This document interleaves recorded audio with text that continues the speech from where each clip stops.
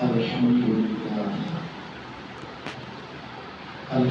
لله نحمده ونستعينه ونستغفره ونؤمن به ونتوكل عليه ونعوذ بالله من شرور أنفسنا ومن سيئات أعمالنا من يهده الله فلا مضل له ومن يضلله فلا هادي له ونشهد أن لا إله إلا الله وحده لا شريك له ونشهد أن سيدنا ومولانا محمدا عبده ورسوله صلى الله تعالى عليه وعلى آله وأصحابه وبارك أما بعد أعوذ بالله من الشيطان الرجيم بسم الله الرحمن الرحيم يا نساء النبي لستن كأحد من النساء إن اتقيتن فلا تخضعن بالقول فيطمع الذي في قلبه مرض وقلن قولا معروفا وقرن في بيوتكن ولا تبرجن تبرج الجاهلية الأولى وأقمن الصلاة وآتين الزكاة وأطعن الله ورسوله صدق اللہ العظیم۔ پیاری بہنوں، اللہ تبارک و تعالی نے نبی پاک علیہ السلام کی بیویوں سے قرآن میں بات کرتے ہوئے انہیں یہ احساس دلایا کہ اپنی خلقت کے اعتبار سے تو تم میں اور دنیا کی دوسری عورتوں میں کوئی فرق نہیں ہے، لیکن تم کو رسول پاک صلی اللہ علیہ وسلم سے جو نسبت حاصل ہو گئی ہے، اس نسبت میں تمہارے مقام کو ممتاز اور بلند کر دیا۔ نسبت انسان کو اعلیٰ بنا دیتی ہے، اس کی ذمہ داریوں کو بڑھا دیتی ہے، اس کے مقام کو بڑھا دیتی ہے۔ تو فرمایا یا نساء النبی لستن کأحد من النساء، اے نبی کی بیویوں، تمہارا مقام اور تمہاری ذمہ داریاں دوسری عورتوں کی طرح نہیں ہے۔ تم میں اور دنیا کی دوسری عورتوں میں بڑا فرق ہے، اس لیے کہ جو نسبت رسول پاک صلی اللہ علیہ وسلم سے تم کو حاصل ہے، وہ دنیا کی کسی اور عورت کو حاصل نہیں ہے۔ اس لیے تمہارا مقام دنیا کی تمام عورتوں سے ممتاز اور بلند ہے۔ یہ بات رسول پاک صلی اللہ علیہ وسلم کی بیویوں سے کی گئی ہے قرآن پاک میں، لیکن اللہ کا مقصد قیامت تک آنے والی تمام ایمان والی بہنوں کو یہ احساس دلانا ہے کہ دنیا کی عورتوں کے مقابلے میں تمہارا مقام علیحدہ ہے۔ دنیا میں جتنی عورتیں ہیں ان سب کو رسول پاک صلی اللہ علیہ وسلم پر ایمان لانے کی نسبت حاصل نہیں ہے، اور ایمان والی عورتوں کا تعلق، نسبت اور رشتہ رسول پاک صلی اللہ علیہ وسلم سے جڑ گیا ہے کہ وہ رسول اللہ صلی اللہ علیہ وسلم وسلم پر ایمان لائی، تو ایمان لانے کی وجہ سے ان کا مقام دنیا کی ساری عورتوں سے علیحدہ اور ممتاز ہو گیا۔ جو عزت اور جو مرتبہ اللہ کی نگاہ میں اور اللہ کے رسول صلی اللہ علیہ وسلم کی نگاہ میں ایمان لانے والی عورتوں کا ہے، وہ مقام اور مرتبہ کسی اور عورت کو حاصل نہیں ہو سکتا۔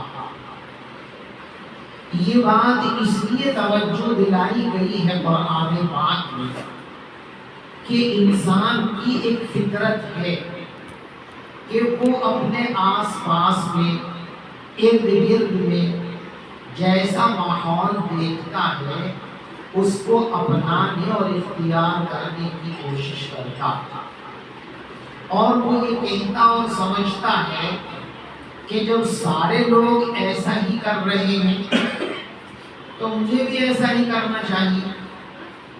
لیکن یہ روش غلط ہے۔ سارے لوگ کیا کر رہے ہیں آپ بھی وہی کریں تو پھر آپ کا مقام اور حیثیت کیا؟ چنانچہ رسول پاک صلی اللہ علیہ وسلم نے مرتبہ صحابہ سے فرمایا، لا تکونوا اما، تم لوگوں کے پشلنگو مت بنو۔ کچھ لوگ ہوتے ہیں جن کی اپنی کوئی رائے نہیں، جس کو جیسے کرتے ہوئے دیکھا ایسے کرنے لگے۔ عربی زبان میں ایسے لوگوں کو کہتے ہیں اما، ان کی اپنی کوئی رائے نہیں، اپنا کوئی اسٹینڈرڈ نہیں، اپنا کوئی موقف اور اسٹینڈ نہیں ہے، بس کسی کو ایسے دیکھا تو ایسا کر لیا، اگلے دن کسی کو ویسے دیکھا تو ایسا کر لیا، یہ سب لوگ ایسے کرتے ہیں۔ فرمایا لا تکونوا اما، تم ایسے بے وزن اور بے حیثیت مت بنو کہ تم یوں کہو ان احسن الناس احسننا وَإِنْ أَسَاءُوا أَسَاءْنَا، لوگ اچھا کریں گے ہم بھی اچھا کریں گے، لوگ برا کریں گے تو ہم بھی برا کریں گے۔ یہ کوئی بات نہیں۔ اپنے آپ کو مستقل بنائیے، اپنا ایک اسٹینڈرڈ بنائیے، اپنا ایک موقف بنائیے، اپنی ایک حیثیت بنائیے کہ ہم یہ ہیں اور ہمارا کام اور ہماری ذمہ داریاں یہ۔ تو یہ جو انسان کی کمزوری ہے کہ وہ اپنے ماحول میں آس پاس میں جو چیزیں دیکھتا ہے انہی چیزوں میں بہہ جاتا ہے۔ آج جو ہماری مسلمان بہنیں ہیں وہ اسی بیماری کے اندر مبتلا ہیں۔ وہ ساری دنیا کی عورتوں کو نمازوں سے غافل دیکھ رہی ہیں، پردے سے غافل دیکھ رہی ہیں، بے حیائی کے اندر مبتلا دیکھ رہی ہیں، بد نظری کے اندر مبتلا دیکھ رہی ہیں، بے شرمی کے اندر مبتلا دیکھ رہی ہیں۔ تو مسلمان بہنوں نے بھی اپنا کلچر، اپنی عادت اور اپنے گھر کے ماحول کو ویسا ہی بے حیائی اور بے شرمی کا بنا لیا۔ اور اگر اس کی طرف توجہ دلائی جاتی ہے کہ آپ ایسے کیوں کرتی ہیں تو بس وہ یہی جواب دیتی ہیں کہ اب تو سارا زمانہ یہی کر رہا ہے، اب تو چلن ہی یہ ہو گیا ہے۔ صاحب زمانے کی رفتار کے ساتھ ہی تو چلنا ہے۔ جب سارا زمانہ اسی رفتار پر چل رہا ہے تو مجبوری ہمیں بھی ایسے ہی چلنا پڑے گا، زمانے کے ساتھ تو چلنا ہی پڑتا ہے۔ یہ آج ہماری بہنوں کا اور ہمارے بھائیوں کا مزاج بن گیا کہ صاحب ساری دنیا چونکہ ایسا ہی کر رہی ہے تو ہم دنیا سے ہٹ کر نیا نظام کیسے اپنا لیں، ہمیں تو دنیا کے ساتھ ہی چلنا پڑے گا۔ لیکن یہ سب سے بڑی کمزوری اور سب سے بڑی بیماری ہے۔ آپ دیکھیے حضور پاک صلی اللہ علیہ وسلم جب دنیا میں تشریف لائے تو ساری دنیا کا ایک راستہ تھا، اللہ کو چھوڑ کر دوسروں کی پرستش کرنا، ظلم کرنا، چوری کرنا، ڈاکہ زنی کرنا، شراب پینا، زنا کرنا۔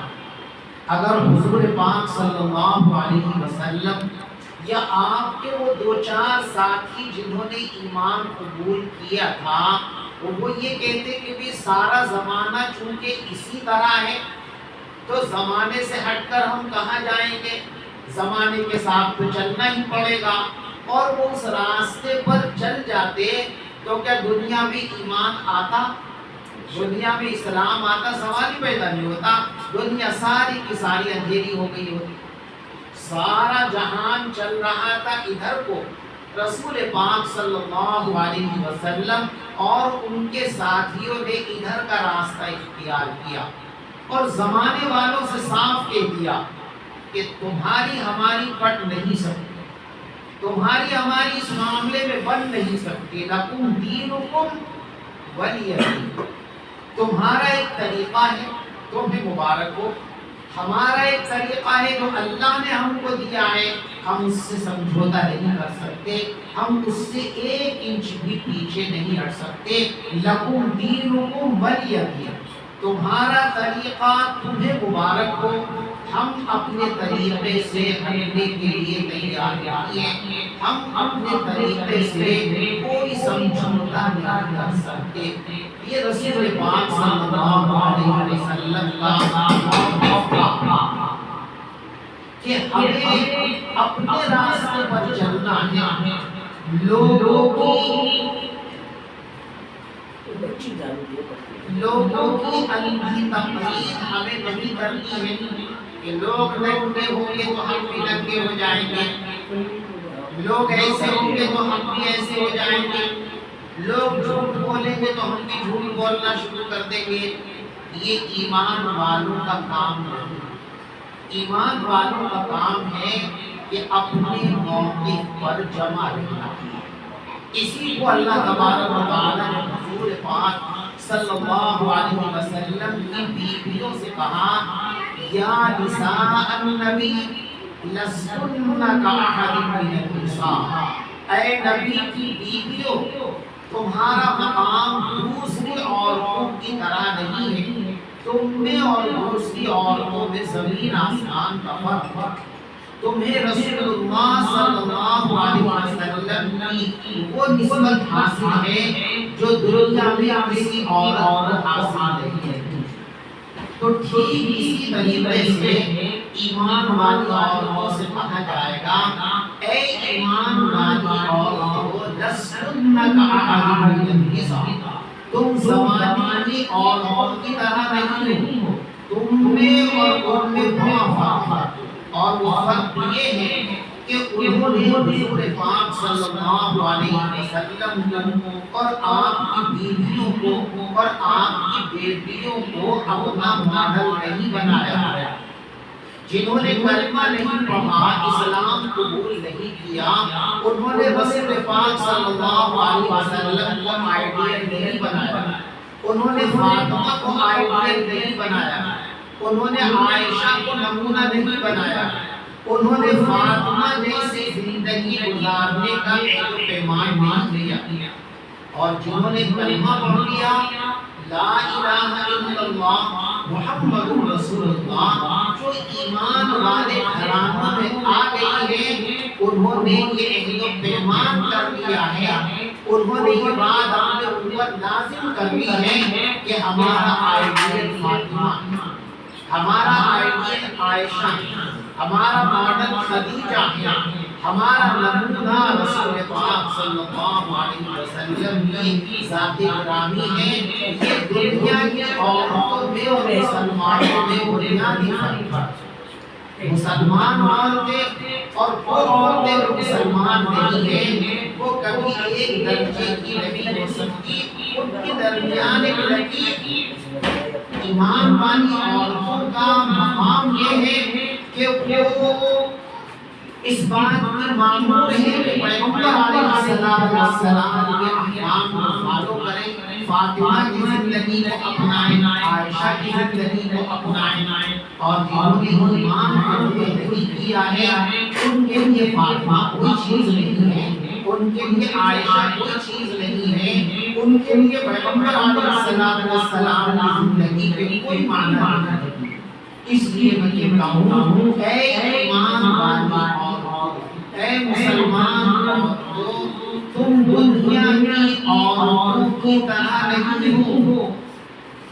تم یہ کہو کہ ساری دنیا چونکہ ننگے سر پھرتی ہے تو ہم کیسے سر کو ڈھکیں؟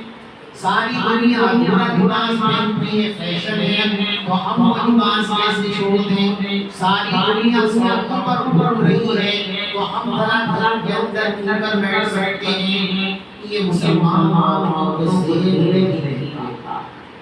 رسول پاک صلی اللہ علیہ وسلم کی بیویوں کو اللہ تبارک و تعالیٰ نے ایک گھر تمہارا دیتا ہے، ان کو کچھ ہدایات دی کہ چونکہ تمہارا مقام ممتاز ہے لہذا ان کو یہ کام کرنے ہوں گے تو سمجھا جائے گا کہ تم نے اپنے مقام اور ذمہ داری سے انصاف کیا۔ سب سے پہلی بات جہاں سے شیطان کا کام شروع ہوتا ہے، مرد اور عورت کو برائی کی طرف لے جانے کے لیے زبان سے پہل ہوتی ہے۔ ایک دوسرے کی آواز اور باتیں یہ انسان کو ایک دوسرے کے نزدیک اور قریب لاتی ہے۔ اللہ تبارک و تعالیٰ نے ازواج مطہرات کو خطاب کیا، لیکن مقصد ہے دنیا کی تمام عورتوں کو یہ بات بتا دینا۔ فرمایا فلا تخضعن بالقول، اے نبی کی بیویوں، اے ایمان والی عورتوں، اگر کوئی اجنبی آدمی تم سے بات کرے، تمہارے دروازے پر آ کر تمہارے شوہر کو پکارے، تمہارے بیٹے کو پکارے، تمہارے باپ سے ملنے آیا اور تمہیں اس کو جواب دینا پڑے، فلا تخضعن بالقول، تو نرم لہجے کے اندر اس سے بات مت کرنا۔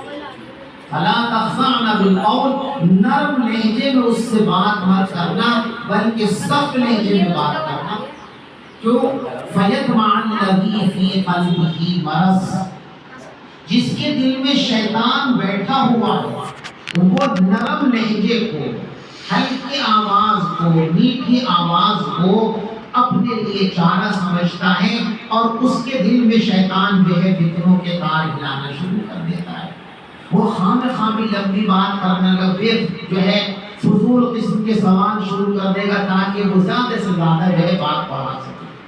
تو فرمایا فلا تخضعن بالقول، اے نبی کی بیویوں، تمہیں کسی اجنبی آدمی سے نرم لہجے میں بات نہیں کرنی، اس کو سخت لہجے میں، درست لہجے میں بات کرنی ہے تاکہ اس کے دل میں کوئی وسوسہ پیدا ہی نہ ہو سکے۔ جب اکھڑ سا جواب دے گی تو اس کے آگے بولنے اور کچھ پوچھنے کی ضرورت نہیں ہو سکتی۔ تو میری بہنیں ذرا دیکھیے کہ اللہ تبارک و تعالیٰ ان عورتوں سے کہہ رہا ہے جن سے زیادہ نیک دنیا میں کوئی عورت نہ پہلے تھی اور نہ قیامت تک آ سکتی ہے۔ ان عورتوں سے اللہ یوں کہتا ہے کہ تم غیر مردوں سے، اجنبی لوگوں سے اگر بات کرنی پڑے تو نرم لہجے میں بات مت کرنا، میٹھی آواز میں بات مت کرنا، شیریں لہجہ اختیار مت کرنا، بلکہ اکھڑی اکھڑی باتیں کرنا ان سے۔ جب ان کو یہ کہا گیا ہے تو جو عام ایمان والی عورتیں ہیں ان کو یہ اجازت ہو سکتی ہے کہ وہ کپڑوں کی دکان پر جا کر ان دکان والوں سے گھنٹوں گھنٹوں میٹھی میٹھی باتیں کریں، ان کے پاس بیٹھ کر چائے پیئیں، ان کے پاس بیٹھ کر جوس پیئیں، ان سے بے فائدہ فضول کی باتیں کریں۔ وہاں تو یہ کہا گیا کہ ضرورت بھی اگر ہو تو اکھڑا سا جواب دو، ٹکا سا جواب دو، میٹھی آواز میں مت بولنا تاکہ وہ تمہاری طرف مائل نہ ہو سکے۔ اور آج ہماری بہنوں کا حال کیا ہے؟ کسی بھی دکان پہ جائیں گی، ہر دکان والا ان کا بھیا ہے، ہر دکان والے سے چہرہ کھول کے باتیں کرنا ان کا بنیادی حق ہے، ہر دکاندار سے گھنٹوں بہت دیر تک جو ہے ہنس ہنس کے اور مسکرا کر کے اور میٹھی میٹھی باتیں کرنا یہ اپنے لیے ثواب سمجھتی۔ رسول پاک صلی اللہ علیہ وسلم کی بیویاں جن کے بہکنے کا امکان ہی نہیں ہے، ان پر تو پابندی لگا دی کہ آپ نرم لہجے میں کسی اجنبی آدمی سے بات مت کرنا، اور ہماری بہنیں، ہماری بیٹیاں، ہماری بیویاں، ہماری ماؤں کا حال یہ ہے کہ آپ کسی بازار کے اندر جائیے، کسی دکان پر جا کر کے دیکھیے، شاید اپنے رشتہ داروں سے اتنا فری ہو کر ہماری عورتیں بات نہیں کرتی جتنا فری ہو کر دکانداروں سے ہماری گھر کی عورتیں باتیں کرتی ہیں۔ تو یہ نبی سے تعلق رکھنے والی عورتوں کو یہ بات کہاں زیبا ہو سکتی ہے؟ فرمایا فَلَا تَخْضَعْنَ بِالْقَوْلِ فَيَطْمَعَ الَّذِي فِي قَلْبِهِ مَرَضٌ وَقُلْنَ قَوْلًا مَّعْرُوفًا، سیدھی سیدھی باتیں کیا کرو۔ اور آگے فرمایا وَقَرْنَ فِي بُيُوتِكُنَّ، اے نبی کی بیویوں تمہارا مقام یہ ہے کہ تم اپنے گھروں میں بیٹھ جاؤ۔ اب ہماری عورتوں کو ایک بہکاوا دیا گیا کہ اسلام تو عورتوں کو قید کرنا چاہتا ہے، لیکن اس سے بڑا دھوکہ اور جہالت دنیا میں کوئی نہیں ہو سکتی۔ آپ بتائیے، آپ نے اپنی کمپنی میں ایک مینیجر رکھا، اس کے لیے آپ نے اسپیشل کیبن بنوایا جہاں بیٹھ کر پوری فیکٹری کو، کمپنی کو اسے دیکھنا ہے، مینیج کرنا ہے۔ اب وہ جو مینیجر ہے اس کا جو اسپیشل کیبن آپ نے بنایا ہے، اس کو اس کیبن میں بیٹھنا ہے یا صحن میں بیٹھنا ہے؟ کوئی دنیا کا باولا آدمی ملے گا کہ وہ کہیں کہ کیبن میں تو میں قید ہو گیا کہ میں تو یہاں نہیں بیٹھ سکتا؟ وہ قید ہی اس کی عزت ہے، وہی اس کا امتیاز ہے، وہی اس کی عظمت کا نشان ہے۔ اگر وہ کاریگروں کے ساتھ ورکشاپ میں بیٹھے گا تو اس کی حیثیت تو ختم ہو گئی، اس کی عزت اور امتیاز اسی قید میں، وہ شیشوں میں بند اسی کیبن کے اندر رہے گا تو اس کی عزت ہے، اور اس کیبن کو چھوڑ کر ورکشاپ کے اندر وہ چلا گیا تو اس کی عزت کا جنازہ نکل جائے گا۔ اللہ تبارک و تعالیٰ نے عورتوں کو گھر کی ملکہ بنایا، تو انہیں گھر میں رہنا چاہیے کہ بازار میں رہنا چاہیے؟ یہ گھر میں رہنے کا جو حکم ہے وَقَرْنَ فِي بُيُوتِكُنَّ، تم اپنے گھر میں رہو اور بغیر ضرورت کے گھر سے باہر نہ نکلو، یہ قید نہیں ہے بلکہ یہ عورت کی بادشاہت کا اعلان۔ ہماری بہنیں ذرا سوچیں، اس دنیا میں انسان کو سب سے پیاری دو چیزیں، ایک مال اور ایک اولاد۔ یہ دو چیزیں انسان کو ساری دنیا میں سب سے پیاری، ہر انسان کو کوئی بھی ہو، سب سے زیادہ پیار مال سے ہے، اولاد سے ہے، ان سے پیاری کوئی چیز نہیں ہے۔ ان کے لیے آپ نے ساری چیزوں کو ختم کر دیتا، ساری چیزوں کو توڑ دیتا، ساری چیزوں کو ہو جاتا ہے مال اور اولاد۔ اب آپ ذرا سوچیں کہ مال زیادہ اہم ہے یا اولاد زیادہ اہم ہے؟ ظاہر بات ہے کہ اولاد کا مرتبہ مال سے بڑا ہے۔ آدمی مال کے لیے اولاد کو قربان نہیں کر سکتا، لیکن اولاد کے لیے ساری دولت کو قربان کر سکتا ہے۔ معلوم ہوا کہ مال سے زیادہ محبوب اولاد ہے۔ اللہ کی تقسیم دیکھو، اور اللہ نے عورتوں پر کتنا بڑا احسان کیا ہے کہ جو سب سے قیمتی سامان تھا اولاد، وہ کس کے ہاتھوں میں دیا؟ ماں کے ہاتھوں میں دیا، اولاد کے ہاتھوں میں دیا، اور مال کی ذمہ داری مرد کو دے دی۔ مالی معاملات مرد دیکھے گا اور عورت اپنے گھر میں رہ کر اپنے بچوں کی تربیت کرے گی۔ تو یہ عورت کا جو ہے، عورت کی مملکت ہے، یہ عورت کی حکمرانی کا فیلڈ اور دائرہ ہے جس کو گھر کہا جاتا ہے۔ اب اس عورت کو اگر اس کے کیبن میں، اس کے فیلڈ میں یا اس کے تخت سلطنت پر بٹھایا جائے، اسے اگر قید کہا جائے تو اس سے بڑی جہالت اور کیا ہو سکتی ہے؟ ایک بادشاہ ہے، ایک وزیر اعظم ہے، اس کے چاروں طرف سیکورٹی کا گھیرا ہوتا ہے، وہ اپنی مرضی سے اس دائرے سے باہر نہیں نکل سکتا۔ تو کیا دنیا میں کوئی باولا آدمی کہہ سکتا ہے کہ صاحب اسے قید کر لیا، اس کو یرغمال بنا لیا؟ کوئی بھی نہیں کہہ سکتا۔ وہی اس کی حفاظت کا، بچاؤ کا ذریعہ ہے، وہ ہٹا دے تو پتہ نہیں کیا ہو جائے۔ عورت گھر کی ملکہ ہے، گھر کی رانی ہے، اس پر پہرے لگانا ضروری ہے تاکہ اس کو نقصان نہ پہنچے۔ یہ سیکورٹی ہے گویا ہر ذمہ دار، ہر بڑی شخصیت کے لیے سیکورٹی ساری دنیا کا قانون ہے۔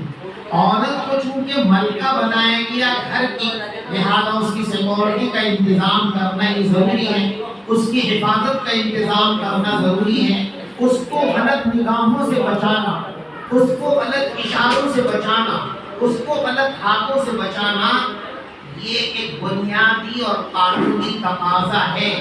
اسی کو پورا کرنے کے لیے اللہ تبارک و تعالیٰ نے فرمایا وَقَرْنَ فِي بُيُوتِكُنَّ، اے نبی کی بیویوں تم اپنے گھر کے اندر رہا کرو، بلا ضرورت اپنے گھر سے مت نکلا کرو۔ ضرورت نہیں ہے تو کیوں نکلو گھر سے؟ کوئی بھی مینیجر اپنے کیبن سے بلا ضرورت باہر نکلتا نہیں، اور اگر نکلے گا تو اس کو غیر ذمہ دار سمجھا جائے گا، اس کو کامچور سمجھا جائے گا، اس کو مجرم سمجھا جائے گا۔ اصل بہترین مینیجر وہی کہلائے گا جو اپنے کیبن میں بیٹھ کر اپنا پورا وقت لگائے اور اپنی ذمہ داریوں کو پورا کرے، وہی صحیح معنی میں بہترین مینیجر کہلائے گا۔ اور جو بار بار ان کے ورکشاپ میں جاتا ہے بغیر ضرورت کے، اسے غیر ذمہ دار اور کامچور اور غافل اور تساہل برتنے والا کہا جائے گا۔ تو یہ عورت کی مملکت ہے، اس کی سلطنت ہے، اس کی بادشاہت ہے یہ گھر، لیکن لوگ آزادی کے نام پر اس سے اس کی سلطنت کو چھیننا چاہتے ہیں اور چھین لیا۔ جو کام مردوں کو کرنا تھا، دکانیں چلانا، کمپنیاں چلانا، مارکیٹیں چلانا، فیکٹریاں چلانا، وہ مردوں نے کام عورتوں کو دے دیا۔ ان کی سلطنت کو چھین کر ایسے کاموں نے ان کو لگا دیا جو ان کے کام تھے ہی نہیں بلکہ دوسروں کے کام تھے، اور یہ بیچاری خوش ہے کہ ہمیں آزادی دے دی گئی۔ آزادی نہیں، آزادی کے نام پر تمہاری سلطنت کو چھین لیا گیا، تمہاری مسند کو چھین لیا گیا، تمہارے تخت کو چھین لیا گیا۔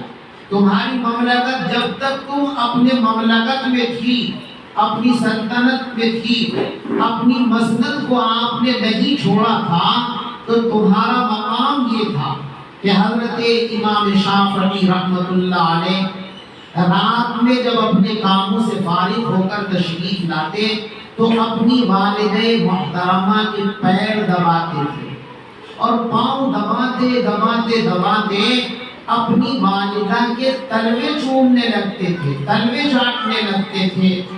اماں کہتی ہے ارے محمد یہ کیا ظلم کر رہا ہے، تو اتنا بڑا محدث ہے اور میں ایک گنوار عورت، تو میرے پاؤں کو چوم رہا ہے۔ حضرت امام شافعی رحمۃ اللہ علیہ جواب میں فرماتے ماں میں آپ کے پاؤں نہیں چوم رہا ہوں، میں آپ کے قدموں کو نہیں چاٹ رہا ہوں، بلکہ میں اپنی جنت کو چاٹ رہا ہوں۔ آپ کے پاؤں میری جنت ہے۔ آقا نے ارشاد فرمایا الجنت تحت اقدام الامہات، جنت ماں کے قدموں کے نیچے ہے۔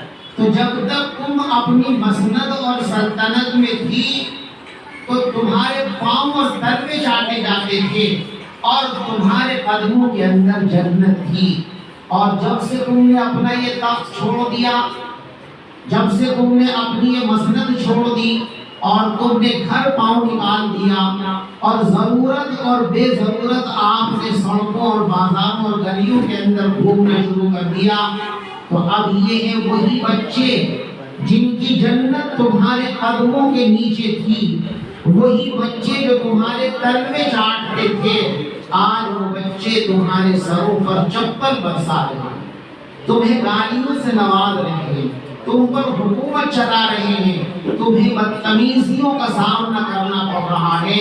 یہ ہے اس کا نقصان جو آزادی کے نام پر تم سے تمہاری سلطنت کو چھینا گیا۔ اس لیے فرمایا وَقَرْنَ فِي بُيُوتِكُنَّ، تم اپنے گھروں کے اندر رہا کرو، بلا ضرورت اپنے گھر سے باہر نہ نکلا کرو۔ لیکن ضرورت ہے تو نکلنا پڑے گا، تو کیسے نکلنا ہوگا؟ وَلَا تَبَرَّجْنَ تَبَرُّجَ الْجَاهِلِيَّةِ الْأُولَىٰ، اگر ضرورت کی وجہ سے تمہیں گھر سے باہر جانا ہو تو زمانے جاہلیت کی کافر اور مشرک عورتوں کی طرح بناؤ سنگار کا دکھاوا کرنے بن جائے۔ آج ہماری مسلمان بہنوں کا حال اس کے سوا کیا ہے؟ شوہر کے آنے کا وقت ہے تو میک اپ کا خیال نہیں، لیکن اسی کو آدھے گھنٹے بعد اگر ڈاکٹر کے جانا ہے تو بغیر میک اپ کے جانا گناہ ہے۔ کسی کو بازار میں جانا ہے تو بغیر میک اپ کے نہیں نکل سکتی، کسی کو میت میں جانا ہے تو بغیر میک اپ کے نہیں نکل سکتی، کسی کو دعوت میں جانا ہے تو بغیر میک اپ کے نہیں نکل سکتی۔ ہر چیز کو ظاہر کرنا، ہر چیز کو دکھانا، ہر چیز کی نمائش کرنا، یہ مسلمان عورتوں نے شیوا بنا لیا ہے۔ اور کہتی کیا ہے؟ یہ زمانے کا چلن ہی ایسا ہے، زمانے کا رواج ہی ایسا ہے۔ بھائی زمانے کے پیچھے چلنے کے لیے آپ کو دنیا میں نہیں بھیجا گیا، آپ کو اس لیے بھیجا گیا ساری دنیا کو اپنے پیچھے چلاؤ، اور تم نے ساری دنیا کے پیچھے چلنا شروع کر دیا تو تم نے اپنی حیثیت کو خود زیرو کر دیا۔ وَلَا تَبَرَّجْنَ تَبَرُّجَ الْجَاهِلِيَّةِ الْأُولَى، اگر ضرورت کی وجہ سے گھر سے نکلنا پڑ بھی جائے تو بناؤ سنگار جو ہے اس کی زینت کی اظہار مت کرو، کسی کو نہ دکھاؤ۔ فرمایا وَلَا يُبْدِينَ زِينَتَهُنَّ إِلَّا لِبُعُولَتِهِنَّ، یہ جو بناؤ سنگار، یہ حسن، یہ زینت، زیبائش، یہ سب کس کے لیے ہے؟ اس کا ایک ہی مستحق ہے دنیا میں، اور وہ ہے تمہارا شوہر۔ اس کے علاوہ کوئی ان چیزوں کا حقدار نہیں ہے، کسی کا اس پر کوئی حق نہیں ہے۔ لیکن آج ہم نے کیا بنا دیا ہے کہ ہماری خواتین جو ہیں وہ اس طرح باہر نکلتی ہیں کہ برقع ختم، چادر ختم، سر کھلا ہوا ہے، لباس ایسا ہے کہ آدھے سے زیادہ بدن ننگا اور کھلا ہوا۔ ہمارے آقا حضرت محمد مصطفیٰ صلی اللہ علیہ وسلم نے ارشاد فرمایا تھا رُبَّ كَاسِيَاتٍ عَارِيَاتٍ، دنیا میں بہت ساری عورتیں آپ کو ایسی ملیں گی جن کے بدن پہ لباس تو ہوگا، کپڑے تو ہوں گے، اور بڑے مہنگے مہنگے ہوں گے، 25,000 20,000 15,000 30,000 کے سوٹ ہوں گے ان کے بدن کے اوپر، لیکن عاریات، بدن پہ لباس ہونے کے باوجود بھی وہ عورتیں ننگی ہوں گی۔ اب سوال پیدا ہوتا ہے کہ جب بدن پہ لباس ہے تو ننگی کیسے ہو جائے گی؟ آپ دیکھو آج کل کے لباس کو، علماء نے لکھا ہے کہ لباس پہن کر بھی ننگی کیسے ہوتی ہیں۔ اس کی ایک شکل تو یہ ہے کہ باریک لباس کہ بدن پر ڈالنے کے بعد بھی بدن چمک رہا ہو، تو وہ لباس کہاں ہے؟ اس کو پہننے کے بعد تو ننگی ہے، اس لیے کہ لباس کا مطلب ہے بدن کو چھپانا۔ اللہ قرآن پاک میں فرماتے ہیں یا بنی آدم، اے انسانو، قد انزلنا علیکم لباسا، ہم نے تمہارے لیے لباس کی نعمت پیدا کی، تم کو لباس دیا۔ کیوں دیا؟ یواری سوآتکم، لباس اس لیے دیا ہے کہ اس سے تم اپنی شرم کی چیزوں کو چھپا سکو، چھپانے کے لائق چیزوں کو چھپا سکو، ڈھکنے کے قابل چیزوں کو ڈھک سکو، اس لیے ہم نے تم کو لباس دیا ہے۔ اور جس لباس میں اتنا جھرینا پن ہو، اتنا باریک ہو کہ 4 تہ کر کے بھی اگر اس کو بدن پہ ڈالا جائے تو کھال اور بال صاف صاف نظر آتے ہیں۔ اور آپ دیکھیے 80% عورتوں کا لباس آج وہی ہے۔ مارکیٹ میں عورتوں کے کپڑے دیکھنے کے لیے آپ جائیے، سارے کپڑے اکثریت میں آپ کو وہی ملیں گے جو انتہائی باریک ہیں، جن میں آر پار نظر آتا ہے۔ اس کپڑے کو پہنتی ہیں اور پہننے کے باوجود بھی کیا ہے؟ ننگی ہیں۔ آقا نے فرمایا تھا رُبَّ كَاسِيَاتٍ عَارِيَاتٍ، بہت سی عورتیں آپ کو اخیر زمانے میں ایسی ملیں گی کہ لباس پہننے پہننے کے باوجود وہ ننگی کی ننگی ہوں گی، لباس ان کے بدن کو چھپانے کے لیے کافی نہیں ہو سکے گا۔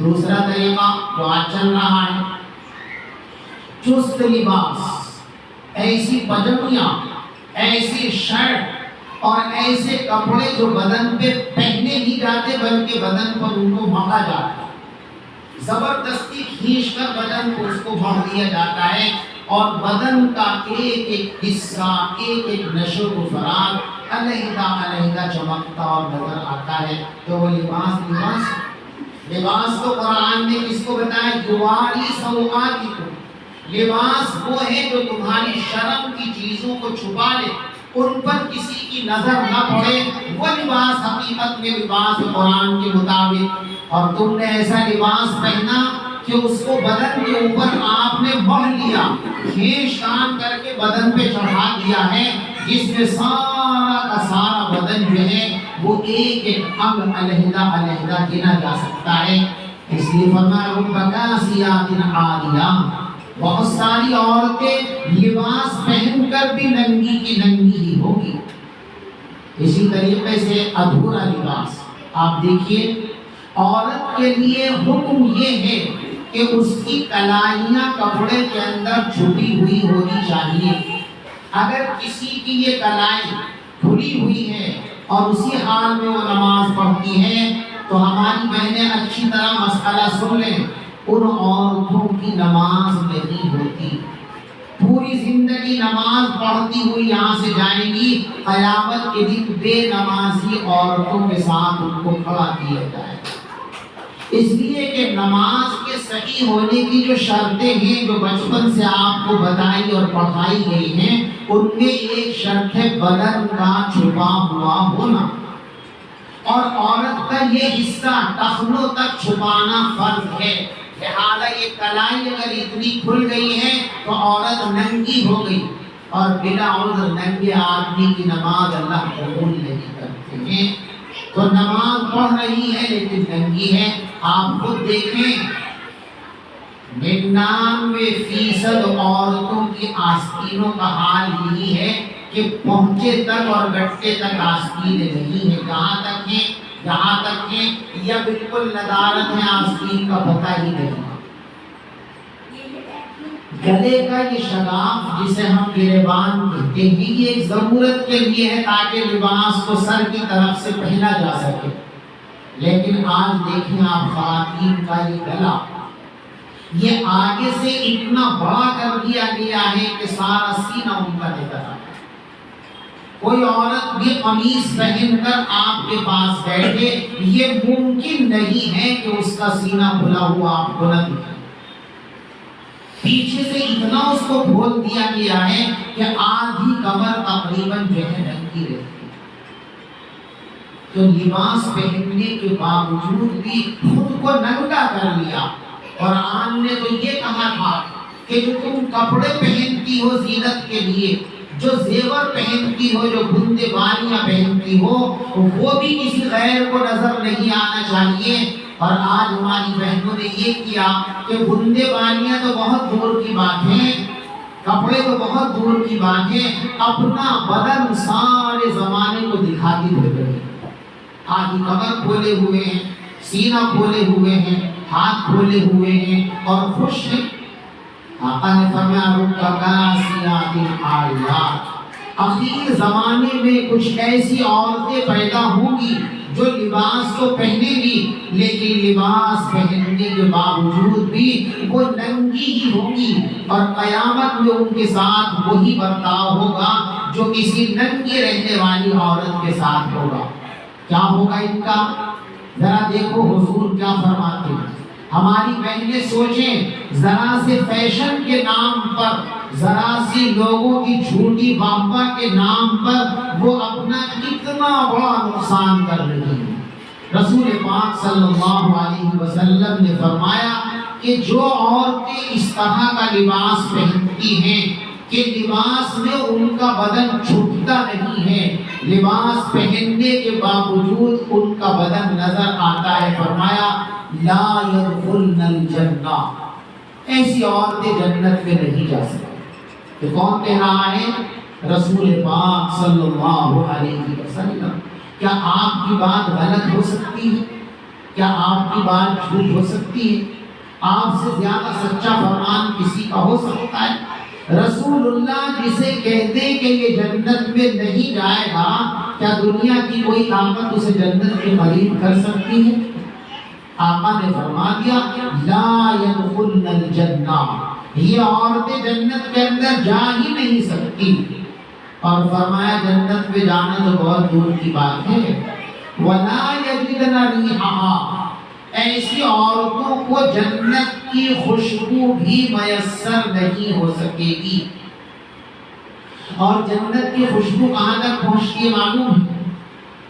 ایک حدیث میں ہے کہ جنت سے 40 سال کی دوری تک یہ جنت ہے، اور یہاں سے چلتے چلتے چلتے چلتے 40 برس مسلسل چلتے چلتے جہاں پہنچیں گے آپ، اس 40 سالہ مسافت تک جنت کی خوشبو جائے گی، اتنی تیز خوشبو ہوگی۔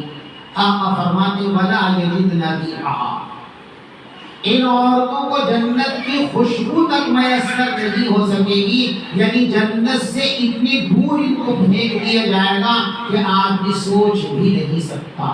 اس لیے فیشن کے نام پر اور دنیا کے چلن کے نام پر اپنے دین سے بغاوت کرنا، اپنی شریعت سے بغاوت کرنا، یہ کسی طرح بھی عقل مندی کی بات نہیں ہو سکتی۔ اسی کو فرمایا وَلَا تَبَرَّجْنَ تَبَرُّجَ الْجَاهِلِيَّةِ الْأُولَىٰ، تم زمانے جاہلیت کی گندی عورتوں کی طرح اپنے لباس کی نمائش مت کرو، اپنے زیور کی نمائش مت کرو، اپنے میک اپ کی نمائش مت کرو، اپنے کپڑوں کی نمائش مت کرو، اپنے بدن کی نمائش مت کرو۔ یہ سب چھپانے کی چیز ہے، ان کو چھپا کر کے رکھو، ان کو جو ہے ڈھک کر کے رکھو، یہ امانت ہے تمہارے شوہروں کی، تمہارے شوہر کے علاوہ کسی اور کا حق نہیں۔ لیکن آج ہم نے اپنے آپ کو کتنا گرا لیا، آدمی لاکھوں لاکھ روپے خرچ کر کے شادی کرتا ہے، لیکن اس کی جو ہونے والی دلہن ہے اس سے پہلے اسے کون دیکھتا ہے؟ جو خاندان کا نہیں، برادری کا نہیں، رشتہ دار نہیں، کہیں کہیں وہ مومن اور مسلمان بھی نہیں، سجنے کے بعد دلہن بننے کے بعد پہلے وہ غیر آدمی اس دلہن کو دیکھتا ہے۔ باپ کی غیرت بھی مر چکی، ماں کی غیرت بھی مر چکی، جوان بھائی بھی بے غیرت ہو چکے، اور وہ دولہا بن کر کے جو آیا اس کی غیرت بھی مر چکی۔ کیا ویڈیو بن گئی؟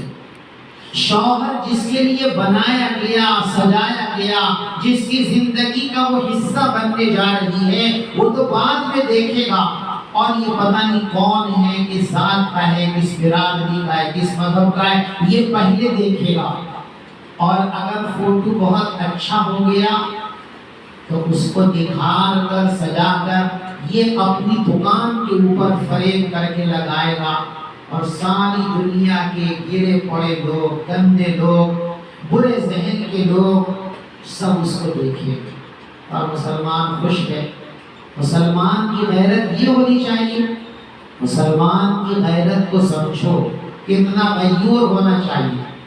عربی کتابوں کے اندر ایک واقعہ لکھا ہے کہ ایک شخص کی شادی ہوئی اور وہ گھوڑی پر بٹھا کر، اس زمانے میں کار وغیرہ تو ہوتی نہیں تھی، گھوڑی پر بٹھا کر اپنی دلہن کو گھر لایا، اور دلہن کو اتارنے کے بعد اس نے فوراً تلوار نکالی اور اس گھوڑی کی ٹانگیں کاٹ دی۔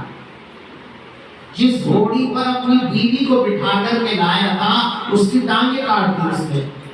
لوگوں نے پوچھا بھئی یہ آپ نے کیا کیا؟ بلا وجہ اتنی قیمتی گھوڑی کو آپ نے نقصان کر دیا اور جانور پر ایک طرح آپ نے ظلم کر دیا، ایسا کیوں کیا؟ ذرا غور سے سنیں ہمارے مسلمان بھائی اور بہنیں۔ اس شخص نے کہا میری بیوی اس پر بیٹھ کر کے آئی ہے، اس کے کولہے اور ٹانگیں اس پر لگی ہیں، میری غیرت یہ گوارا نہیں کرتی کہ جہاں میری بیوی کی ٹانگیں ٹچ ہو گئی ہیں کسی غیر مرد کے ٹانگیں وہاں ٹچ ہوں، یہ میری غیرت کو برداشت نہیں۔ یہ گھوڑی چلنے کے لائق رہی تو کوئی دوسرا بیٹھے گا اس پہ، تو جہاں میری بیوی کی ٹانگیں لگی ہیں وہاں دوسروں کی ٹانگیں لگیں، یہ میری غیرت برداشت نہیں کر سکتی۔ اتنے غیور ہوتے تھے مسلمان کسی زمانے میں، اور آج ہماری غیرت کا جنازہ ایسا نکلا کہ ہماری دلہنوں کو دولہا سے پہلے، گھر والوں سے پہلے، ساس سے، سب سے پہلے کون دیکھتا ہے؟ ایک دوسرا غیر مرد جو ہمارے خاندان کا نہیں، ہماری برادری کا نہیں، ہمارے مذہب کا نہیں، پتہ نہیں کون ہے وہ ویڈیو بنانے آیا ہے۔ اور ساری عورتیں، ایسا لگتا ہے کہ عورتیں یہ سمجھتی ہیں کہ شادی والے دن تو پردہ کرنا گویا حرام۔ اچھے سے اچھے گھرانے کی عورتوں کو دیکھو دوپٹہ شادی والے دن وہ اپنے لیے حرام سمجھتی ہیں، وہ سر کو ڈھکنا حرام سمجھتی ہیں، حالانکہ ننگے سر جب کوئی عورت گزرتی ہے تو اس پر شیطان برساتا ہے چپڑیں اور اس پر اللہ کی لعنت ہوتی ہے۔ اس لیے ہماری بہنوں کو اس طرف متوجہ ہونا چاہیے اور اپنے مقام کو پہچاننا چاہیے کہ آپ دنیا کے پیچھے چلنے کے لیے نہیں آئی ہیں کہ صاحب لوگوں کا ماحول ہی ایسا ہے جی، اب تو سب کی شادیاں ایسی ہوتی ہیں، اب تو سب کے یوں ہی ہوتا ہے، اب تو سب کی عورتیں یوں ہی گھومتی ہیں۔ آپ سب کے پیچھے چلنے کے لیے نہیں آئے، آپ ساری دنیا کو اپنے پیچھے چلانے کے لیے آئے۔ ہماری بہنیں ذرا سوچیں، حضور پاک صلی اللہ علیہ وسلم کی صاحب ذاتی حضرت فاطمہ رضی اللہ تعالی عنہا، ان سے باعزت عورت دنیا میں کون ہوگی؟ حضور پاک صلی اللہ علیہ وسلم کی وفات کے 6 مہینے بعد ان کی وفات ہوئی۔ وفات سے پہلے ایک دن وہ بیٹھی ہوئی زار و غبار رو رہی ہیں بیٹھی ہوئی، خوب رو رہی ہیں۔ سیدنا صدیق اکبر رضی اللہ تعالیٰ عنہ کی بیوی نے ان سے پوچھا کہ فاطمہ تم رو کیوں رہی ہو، رونے کی وجہ کیا ہے؟ تو حضرت فاطمہ رضی اللہ تعالیٰ عنہ نے جواب دیا کہ میں اس لیے رو رہی ہوں، ذرا ہماری بہنیں سنیں حضرت فاطمہ کی فکر کو۔ حضرت فاطمہ رضی اللہ تعالیٰ عنہ نے سیدنا صدیق اکبر رضی اللہ تعالیٰ کی بیوی سے کہا کہ میں اس لیے رو رہی ہوں کہ پوری زندگی میرے بدن پر کسی غیر آدمی کی نظر نہیں ہوئی۔ اب میں مر جاؤں گی تو میرے بدن کو کفن میں لپیٹ کر چارپائی پر لٹا دیا جائے گا، تو کفن کو چونکہ اس طرح کھینچ کر کے لپیٹا جائے گا تو میرے بدن کے خد و خان نظر آئیں گے، تو کپڑے پر ہی صحیح لیکن میرے بدن پر نظر پڑے گی۔ تو میں رو رہی ہوں کہ جس بدن پر زندگی بھر میں نے کسی غیر کی نظر نہیں پڑنے دی، مرنے کے بعد اس بدن پر دوسروں کی نظر پڑے گی، اس فکر میں رو رہی ہوں میں۔ مرنے کے بعد بھی پردے کا، زندگی میں تو بے پردہ ہونے کا سوال ہی پیدا نہیں ہوتا۔ ہماری یہ نبی کی بیٹی جو جنتی عورتوں کی سردار ہیں، جو ہماری بہنوں کے لیے آئیڈیل ہیں، وہ زندگی میں تو پردے کا اہتمام ہے ہی، مرنے کے بعد بھی بے پردگی کا تصور کر کے رو رہی ہے۔ حضرت صدیق اکبر رضی اللہ عنہ کی بیوی نے کہا آپ روئے نہیں، فکر نہ کریں، میں آپ کے جنازے کا ایسا انتظام کروں گی کہ آپ کو کوئی دیکھ نہیں سکے گا آپ کی لاش کو۔ کہ کیسے کرو گی؟ تو حضرت صدیق اکبر رضی اللہ تعالیٰ کی بیوی نے چارپائی لی اور چارپائی کے اوپر کھجور کے ٹہنیوں کو اس طرح باندھا اور اس کے اوپر بھی جھونپڑی سی بنا کر چادر ڈالی اور یہ فرمایا کہ ایسے پردہ کر کے میں آپ کے جنازے کو اٹھواؤں گی۔ تو حضرت فاطمہ رضی اللہ تعالیٰ عنہ خوش ہوئی اور ہنس پڑی تاریخ میں لکھا ہے کہ جس دن سے رسول پاک صلی اللہ علیہ وسلم کی وفات ہوئی تھی، حضرت فاطمہ کے چہرے پر کبھی ہنسی نہیں آئی تھی۔ یہ پہلا دن تھا کہ حضرت فاطمہ رضی اللہ تعالی عنہ مسکرائی اور آپ کے چہرے پر نظر آئی۔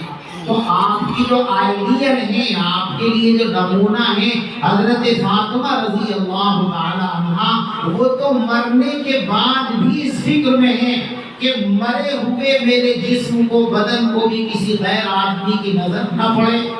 اور ہماری بہنوں کا حال کیا ہے کہ وہ بازاروں میں ننگی گھوم رہی ہیں، وہ دکانوں پہ ننگی گھوم رہی ہیں، وہ ہوٹلوں اور ہسپتالوں کے اندر ننگی گھوم رہی ہیں۔ ان کو پتہ ہی نہیں ہے کہ تم کس کے ماننے والے ہو، تمہاری نسبت کس سے ہے، تمہارا تعلق کس سے ہے۔